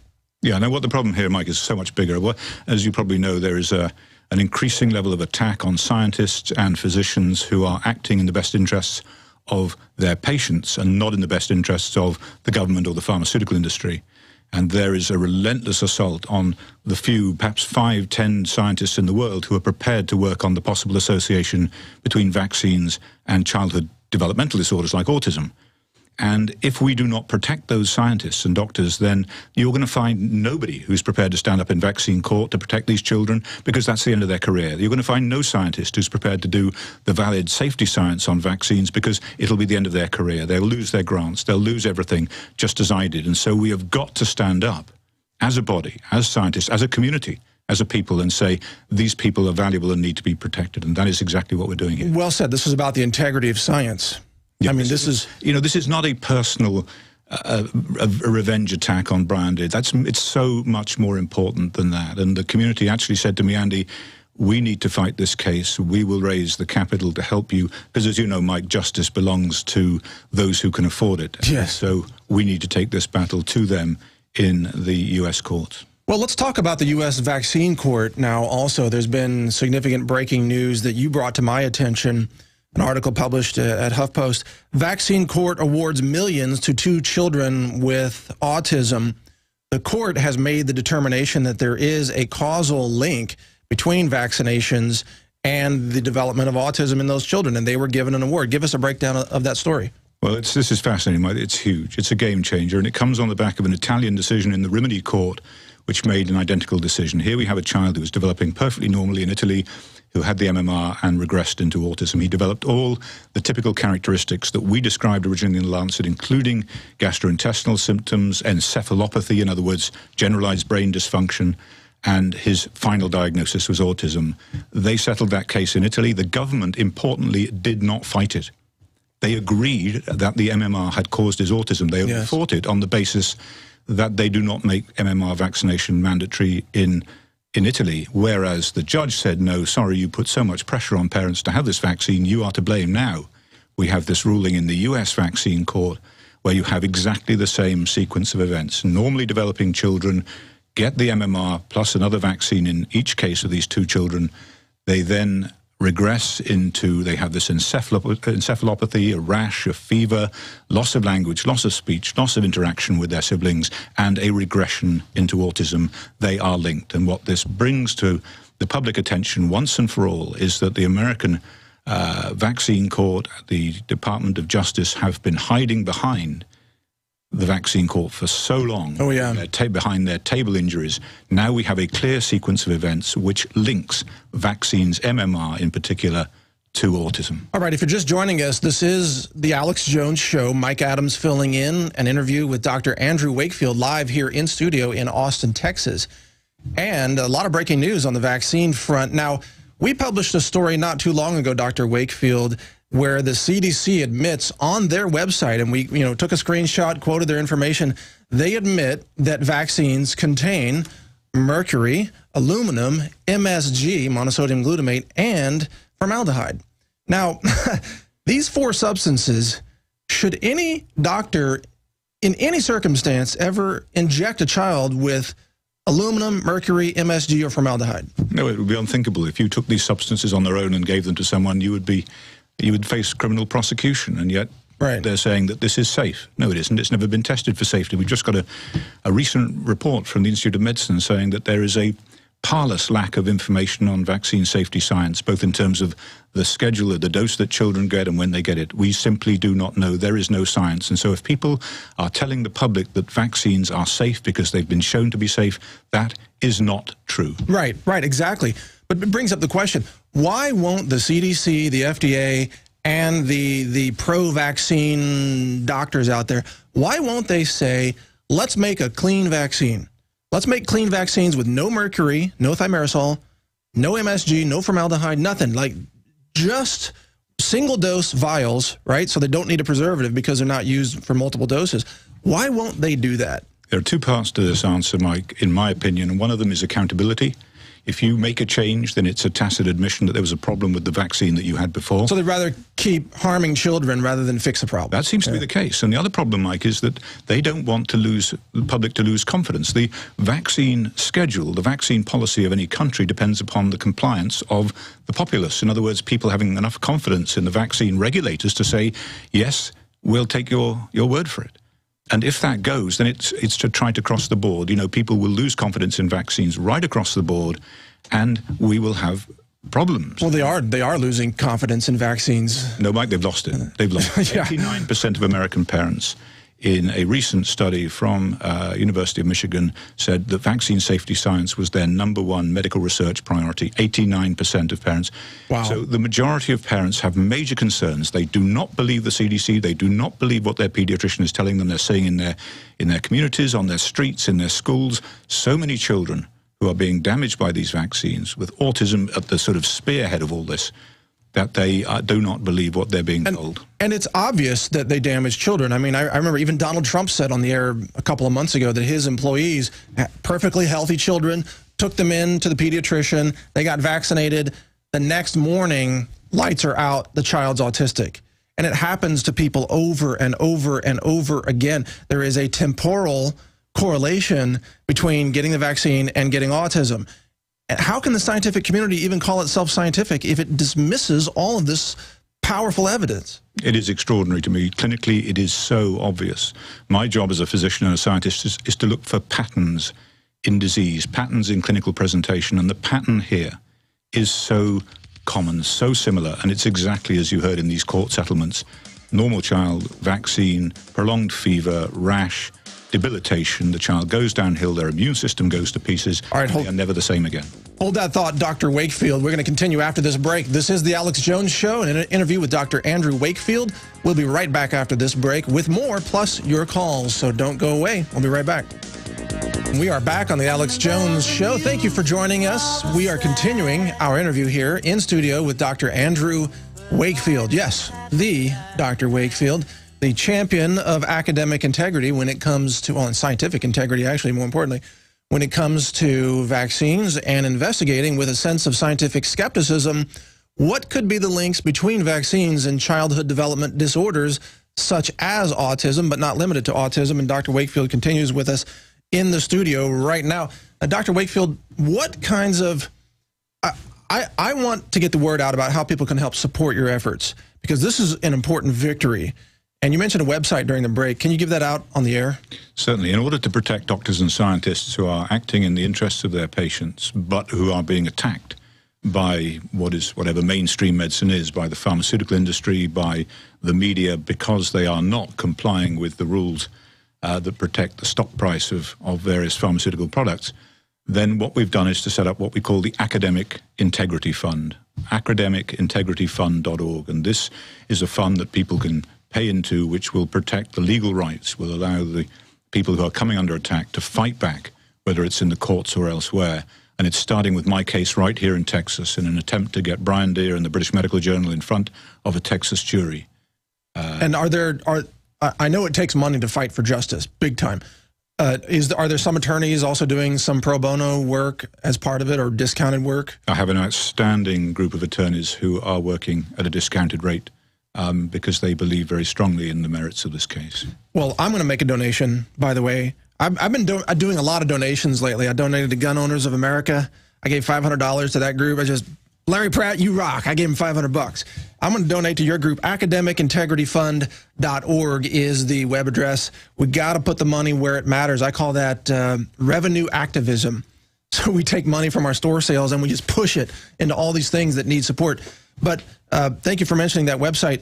But continuing on, what do you think about this so-called flu pandemic, almost a fear-mongering thing the CDC is doing right now, saying, oh, the flu is terrible, everybody should go get vaccinated? Isn't that too simplistic of an answer? We've seen this time and time again, Mike, and I'm not an expert on flu vaccine, but I do know that, for example, flu mutates at a phenomenally fast rate, so predicting which vaccine is going to work against the current flu is such a hit-and-miss affair. And we've seen from analyses, detailed, comprehensive scientific analyses of all the data on flu vaccine around the world in the Cochrane Review, that these vaccines their benefit is minimal at best and restricted to certain groups, not seen in high-risk groups, and therefore there is no merit in those high-risk groups getting them. And the Canadians showing that if you get the flu after being vaccinated because it does not work well, then it is worse. You develop a more severe pattern of disease if you have been vaccinated. The CDC, which I am convinced just invents numbers out of thin air.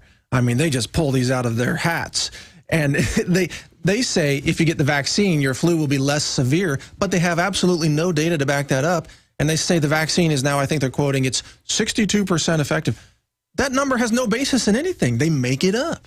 I'm sure they do. And they have the ability to make a sow's ear out of a silk purse for the CDC. And I think that's what they've done here. They've made numbers up for so long. What are we to believe? And when you hear these numbers about the people who've had to go to the hospital because they've got flu, how many of those people were vaccinated? Were they part of that group that the Canadians said are going to be worse if they get the flu after having been vaccinated? We don't know. We're not told. I did a little bit of a survey on that, and I found that about 2/3 in my group of friends and employees and so on, about 2/3 of the people who went to the hospital with influenza. I'm not talking about my employees. They're typically healthy, but people they know, 2/3 of them had been vaccinated against the flu. So how can that be? If the flu works, I mean, if the flu vaccine works, then how can 2/3 of the people in the hospital with the flu be people who got vaccinated? It's not logical. Yeah, there's something very bad going wrong here. And the idea that you're going to give mercury-containing flu vaccines to pregnant women and to children over the age of 6 months, this is unacceptable. Tell me about when you were trained in med school. Weren't you taught never give a vaccine to a pregnant woman? Absolutely. I mean, you never gave anything to a pregnant woman unless absolutely necessary. You know, no antidepressants. Absolutely. You've got a very, very vulnerable fetus there. A lot of these compounds are sequestered. They're taken up preferentially into the fetus. The fetus does not have the ability to get rid of them. For example, mercury. If you give a mother mercury, that mercury is going to be is going to get into the fetus, and it doesn't have the excretion mechanisms to get rid of it. So it's going to accumulate. But the CDC and the vaccine pushers, they engage in what I might call magical thinking, where they say the mercury doesn't harm you because we say it doesn't. We wave a magic wand, we do a little voodoo, big pharma profit voodoo, and suddenly the mercury is safe. Yeah, magical. And they've said the science shows it. The science is in. 2 years ago, the paper came out showing that 74% of the published science shows that there is an association between heavy metal-containing vaccines and autism. All right, well said, Dr. Wakefield. We'll be right back here on The Alex Jones Show, and your calls straight ahead. Welcome back. Your calls straight ahead as we continue our interview with Dr. Andrew Wakefield right here on The Alex Jones Show. This is Mike Adams, the editor of naturalnews.com, filling in. I guess I am, as Alex called me, the unofficial crew member around here. I come in and fill in from time to time whenever I'm needed for that purpose. And Dr. Wakefield, once again, thank you for being here. Hope you're ready to take some calls. Are you good? Absolutely, I'm ready to go. Yeah. All right, you got your earpiece in? Yep. Ready to go? I'm good. All right, let's do it. Let's go to Greg in Utah. Greg, you're on the air with Dr. Andrew Wakefield. Welcome to the show. Oh, thank you. You know, there was a small natural health company here that was exposing all this information on a daily basis. And the FTC went after them. It was called Daniel Chapter 1. And basically, they attacked their First Amendment rights. And if they were to say anything about this anymore, they're basically going to put them in prison. So they ended their radio program. You know, we need the support of the people. That's the problem, is they're killing the messenger. You know, they're going after the messenger, and they're doing it. I mean, the Federal Trade Commission is who went after them, not the CDC. Yeah, I'm very familiar with that case. That's a good point. Daniel Chapter 1 was actually a ministry, and they sold some cancer therapies, herbal. And they dared to go on the air and to say that, you know, some of these herbs are mentioned in the Bible, and they can actually help you heal from cancer. And yeah, the FTC came after them. What do you see happening, Dr. Wakefield? And thank you, caller, for your call. But what do you see happening with attacks on the First Amendment rights of people who are attempting to raise awareness among the public of alternative or holistic healing therapies? There are myriad cases of local health authorities, local regulators going after alternative practitioners. I mean, these attacks are going on all the time. In fact, Texas is probably one of the worst states in the country for that. The state medical board. Absolutely. Yeah, and Dr. Brzezinski. Absolutely, a classic example. Yeah. Where I gather that they've now tried, the FDA are trying to get the patent on his products, you know, having attacked him for years. Now, that's what I've heard through the grapevine. Yeah. Whether it's true or not, it would be a wonderful irony to conclude that story, as long as he comes out of it but one of the greatest groups guilty of biopiracy is Big Pharma. They will attack an herb and say it's useless, it's useless, it's useless, and then they will steal a molecule from that herb, like turmeric, for example. They'll modify it, patent it, and then say, this is the best drug ever. Oh, yeah, and they're in the jungles now collecting a number of plants and herbs that they believe may be the future to their success, because they've run out of other things apart from vaccines to profit from. But the biggest impact I see is in the media.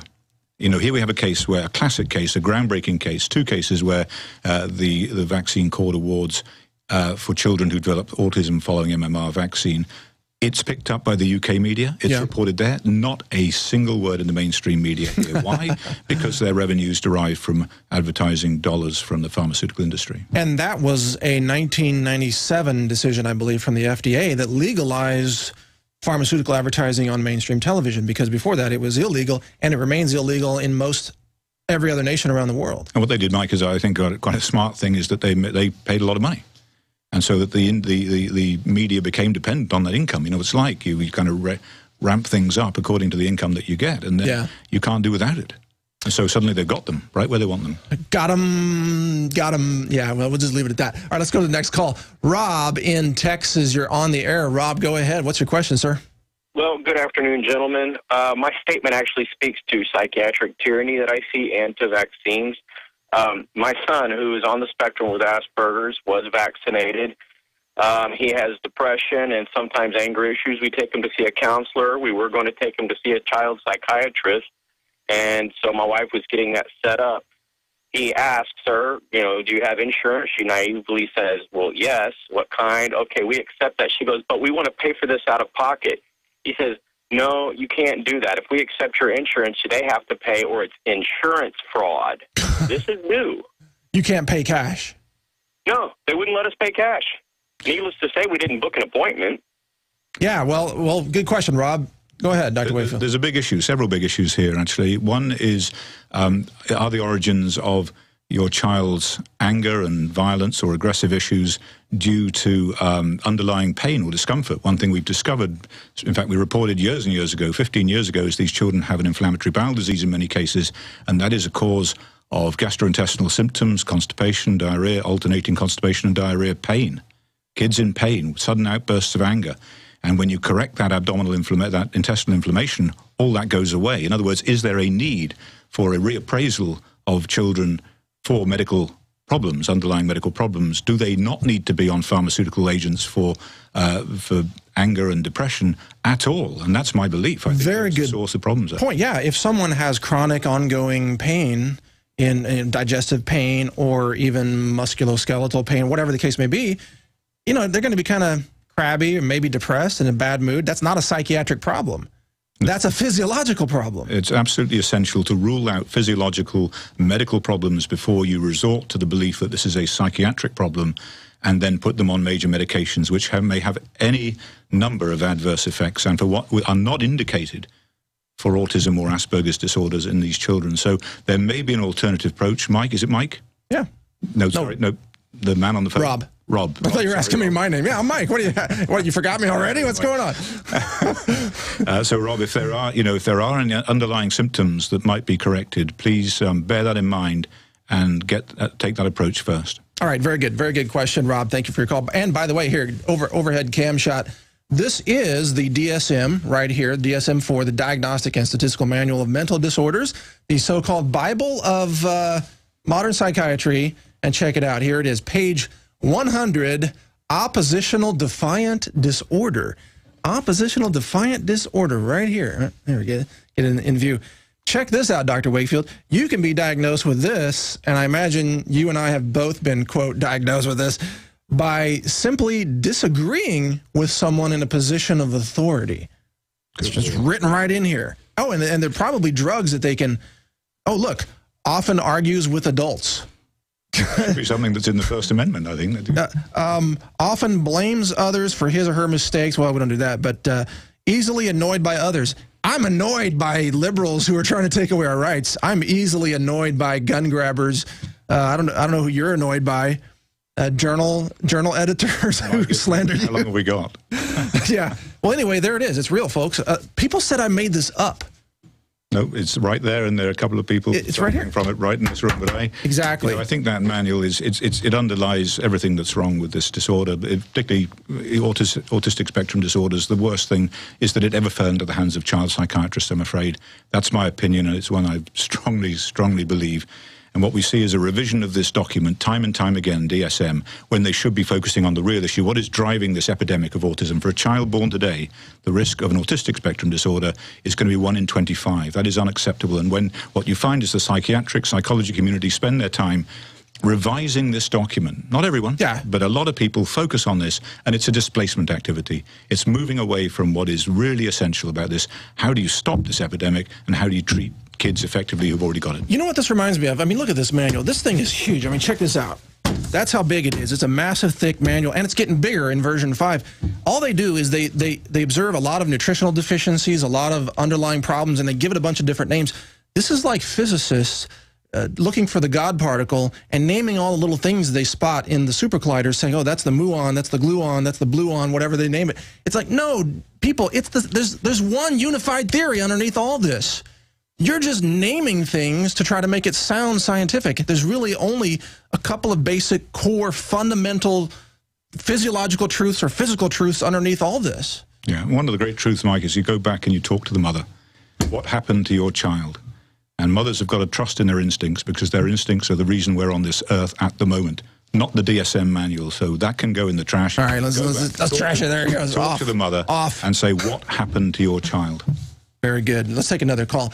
I'm getting excited here because I'm suffering from oppositional defiant disorder. Jesse from New Orleans, you are on the air with Dr. Andrew Wakefield. Jesse, welcome to the show. Mike, how you doing? I'm doing great, man. So, right in line with your conversation about the DSM, I was a victim of doctors who basically used that book as their Bible. When I was a kid, my parents made me go see a therapist, and I basically started making things up based on what I was reading, as diagnosis for certain things. I actually read Michael Crichton's Terminal Man, and basically just started telling him I was having all the symptoms that the main character in that book had. Really? And they completely took my word for it. So what were you diagnosed with? A psychiatrist, who then gave me some medication, and then inevitably I started telling him I was hearing voices, even though I wasn't. And because, it was a game. It was fun for me. I was 13. Yeah. So they admitted me. And by the time it was all said and done, I was on Wellbutrin when it first came out, Depakote, Navain, and they would give me Thorazine whenever I acted up. So, and also probably those records could then be used against you now to deny you access to purchasing a firearm also. I was a minor, and interestingly enough, I was still allowed to join the military at 17, so you figure that out. But beyond that, my kids, I have 2 twin boys that were born 8 months ago. Yeah. 7 weeks premature. And of course, they were the whole time my wife was pregnant. You need to double up on your flu vaccine. You need to do all this and that and the other thing. And I was like, no, we're not doing that. So were you able to keep her protected from vaccines during pregnancy? Well, I've exposed her to a lot of your research and Alex's research and all that stuff, and I've shown her the numbers. And one of the greatest things after the kids were born, I was able to, read up on a lot of different things, and I showed the doctors because, you can never get a doctor when you need one, but you tell them you don't want the kids to have the vaccines. You'll see everybody in the whole hospital. And all right, well, they started showing us all this documentation, and I was like, well, I'm reading here that there's a fund that the government has for families who have adverse side effects from vaccinations. How many incidents do you think have to happen before the federal government puts a fund together like that? All right, good question, Jesse. Thank you for your call, Dr. Wakefield. Let's talk about the pressure that physicians and even physicians' assistants and so on put on new moms to be injected even before childbirth, during childbirth, and after childbirth, even the medicalization of childbirth in our country today, around the world, all of Western medicine. Well, Mike, any pressure at all in the absence of informed consent and adequate safety studies is too much. There is huge pressure, and there are no safety studies, particularly of giving the vaccines to mothers during pregnancy, where it's been specifically contraindicated in the past. Yeah, causes stillbirth or causes spontaneous abortions. Yeah, and there is no informed consent. A friend of mine went to for a vaccine, in fact, to go into nursing school the other day, and she was given 2 MMRs just a month apart. There's never, ever, ever, ever been a safety study of that procedure. When asked, why should I have a second MMR after the first one just a month ago? And she said, well, the mumps vaccine doesn't work. Therefore, you need another one. Booster. And well, then why do I have to have measles and rubella at the same time? You can see this cash cow for the pharmaceutical industry, right? Just because that's all they've got, because that's all they're prepared to manufacture. Well, and also, what about veterinary medicine? Because if the theory behind vaccines is that you inject your dog with a vaccine and the dog's body builds antibodies to that vaccine, why do you get a card or an email from your vet every year? Oh, your dog needs the same vaccine again every year. Yeah. I thought the theory was that the antibodies are there. They don't go away, at least not. I mean, they're not supposed to. You're supposed to build a database, your immune system database, right? Yeah, you could argue that your immune system database needs boosting every so often, but there's no science on this. So when they introduced MMR in the UK, the minister who was responsible said, this is 1 dose for life. Okay, so people believed them, and so people did it. What happened is they found it didn't work. Neither the measles nor the mumps vaccine lasted for very long, so now it's 2 doses, 3 doses. Soon we're going to be on this treadmill of having to have these vaccines every year because they do not work. In other words, here's the irony. particularly for mumps vaccine, the vaccine is successful for the pharmaceutical industry precisely because it doesn't work. And therefore the volume of sales goes up dramatically. That's exactly it, because when people go get the mumps vaccine, they have a false sense of security, thinking they're protected from the mumps, and they might thereby not take other precautions such as boosting vitamin D intake, which is very powerful for preventing mumps and many other infectious diseases. So you're right. The vaccines not working is what makes them sell so well, and it allows the CDC to put out another fear-mongering announcement, oh, there's another epidemic of mumps, better go get vaccinated, even though it doesn't work. That's right. And we're seeing mumps outbreaks in highly vaccinated populations now, precisely because it doesn't work.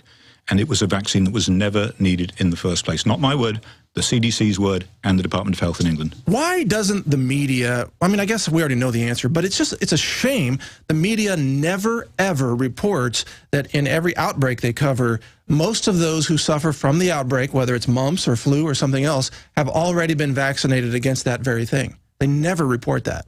Yes, the reporting in the media of the vaccine issue is so one-sided, so distorted, so pro the CDC, pro the pharmaceutical industry, pro more and more vaccines. We're not going to get the truth from the mainstream media, I'm afraid, and that's going to last for some time. Yeah, we're not going to get truth from them on any front. Let's go to another caller, Nick in Pennsylvania. Nick, welcome to the show. You're on the air. Go ahead, sir. Mike, first of all, I want to say I think that you're doing a great job for filling in for Alex. Thanks, Nick. And you're doing one heck of a good job. I'm just doing my best here, man. We're all fighting for the same liberties. That's all there is to it. Absolutely. And Dr. Wakefield, I just want to say it's really a pleasure, sir, to be talking to you. I myself actually am one of America's few remaining pioneer research scientists, and it's such a good coincidence that you happen to be on, because there is a couple of subjects that I'd like to talk to you about of very important concern. Yeah, go ahead. Let's hear it. Okay, one of the subjects is I definitely agree with the vaccine problem, especially being given to children, infants, babies. There's definitely a problem with mercury and heavy metals, and I think that there absolutely positively is a link to autism because of that mercury. That's why, as far as tuna fish is concerned, that has finally been brought to light, that you have to be careful with certain fish you eat because of the mercury levels that are high in certain types of fish, tuna being one of them. But another problem is also the fact that, and it figures that there happens to be a phone ringing in the background as my call comes. No, go ahead. We're getting close to break. Go ahead with your question. I apologize for that. Right. But what the other thing that I wanted to bring up, you know what, let me unplug this other phone. Well, let me just ask Dr. Wakefield to comment on that. So the FDA at one point did say you shouldn't eat too much tuna fish because of mercury, but they even backed off of that.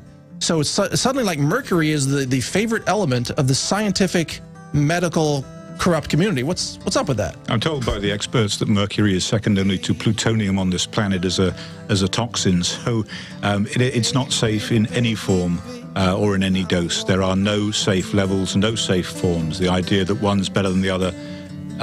We'll be right back. Back on the Alex Jones Show. Thank you again for joining us on our final segment today. And by the way, don't miss the Alex Jones Show Sunday, 4 to 6 p.m. Central Time. And also Monday, I know there will be some big breaking news Monday on Obamacare and some hidden payoffs to Big Pharma that we have located in the Obamacare so-called Affordable Health Care Act, which has made health care unaffordable for almost everyone.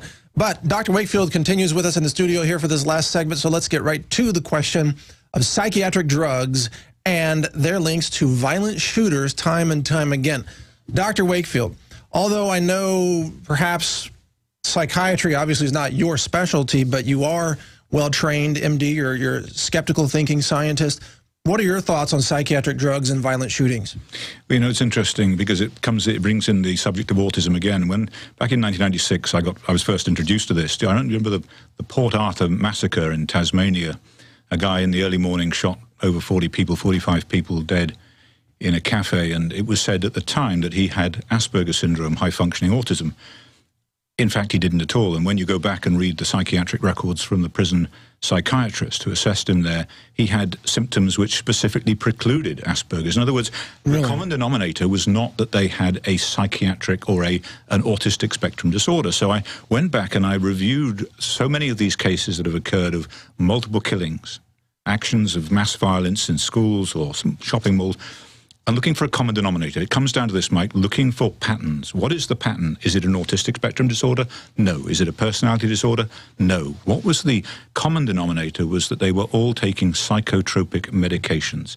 And in many cases, psychotropic medications that were not licensed, not indicated for the particular problem that they had. There is no, or there certainly was at that time, no psychotropic medication that could be used for treating Asperger's. And what we now find is that in the last few years, Janssen Pharmaceuticals, subsidiary of J&J, Abbott Laboratories and GlaxoSmithKline have been pushing these drugs off-label to vulnerable children in many cases. And they've been sued by some states for the off-label marketing of their drugs as well. Absolutely, and I have seen this at first hand. I've seen violence in children with autism at first hand, not because they're autistic, but I believe because they're being pushed these drugs off-license for inducements like going to a golf day or going to the spa.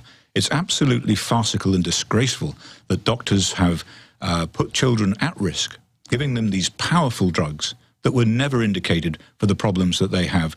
And I believe that a large part of the risk factor for these outbreaks of mass violence is the drugs that they're on. Well said. And just to clarify, when I say they've been sued by the states, I don't know if those you mentioned have been sued, but I know by and large, big pharmaceutical companies have been sued time and time. Those three have? Okay, that's good to confirm. One of the things we know about these drugs is they tend to create a sense of cognitive detachment from reality. So, for example, the Columbine shooters said that they believe they were playing out a first-person shooter video game. So some people might start to blame the video games, but I think more is the mindset, the detachment in the mind that's caused by the psychiatric drugs. So is this detachment something that you've also seen as a pattern in other violent outbursts? Well, it's difficult to tell exactly what's going on in the mind of people when they're having, for example, violent ideation. Are they playing a game? Do they suddenly feel the world is against them? With the SSRIs, the second-generation antidepressants, it's often violence in those people who have no history whatsoever of violent behavior. They suddenly have these violent outbursts. And I've seen it in some of our patients, and it stops when we stop the drug. And isn't it interesting that Obama's 23 executive orders, not one of them looked at the link between psychiatric drugs and violent shootings? So he may be ignoring the actual cause of all this. He may be. I don't know. You don't know. But we do know that that's a common denominator. And to miss it out in trying to find the culprit for these outbreaks means that there are going to be more and more of these attacks because they're not getting to the heart, the core problem that is causing them in the first place. Well, they want more attacks, Dr. Wakefield. They want more attacks because it'll let them ban more firearms, knives, hammers, you name it. Thank you for being on the show, Dr. Wakefield. Retransmission begins now, and thank you for joining us today here on The Alex Jones Show. This is Mike Adams. Take care. Thank you for listening to GCN. Visit GCNlive.com today.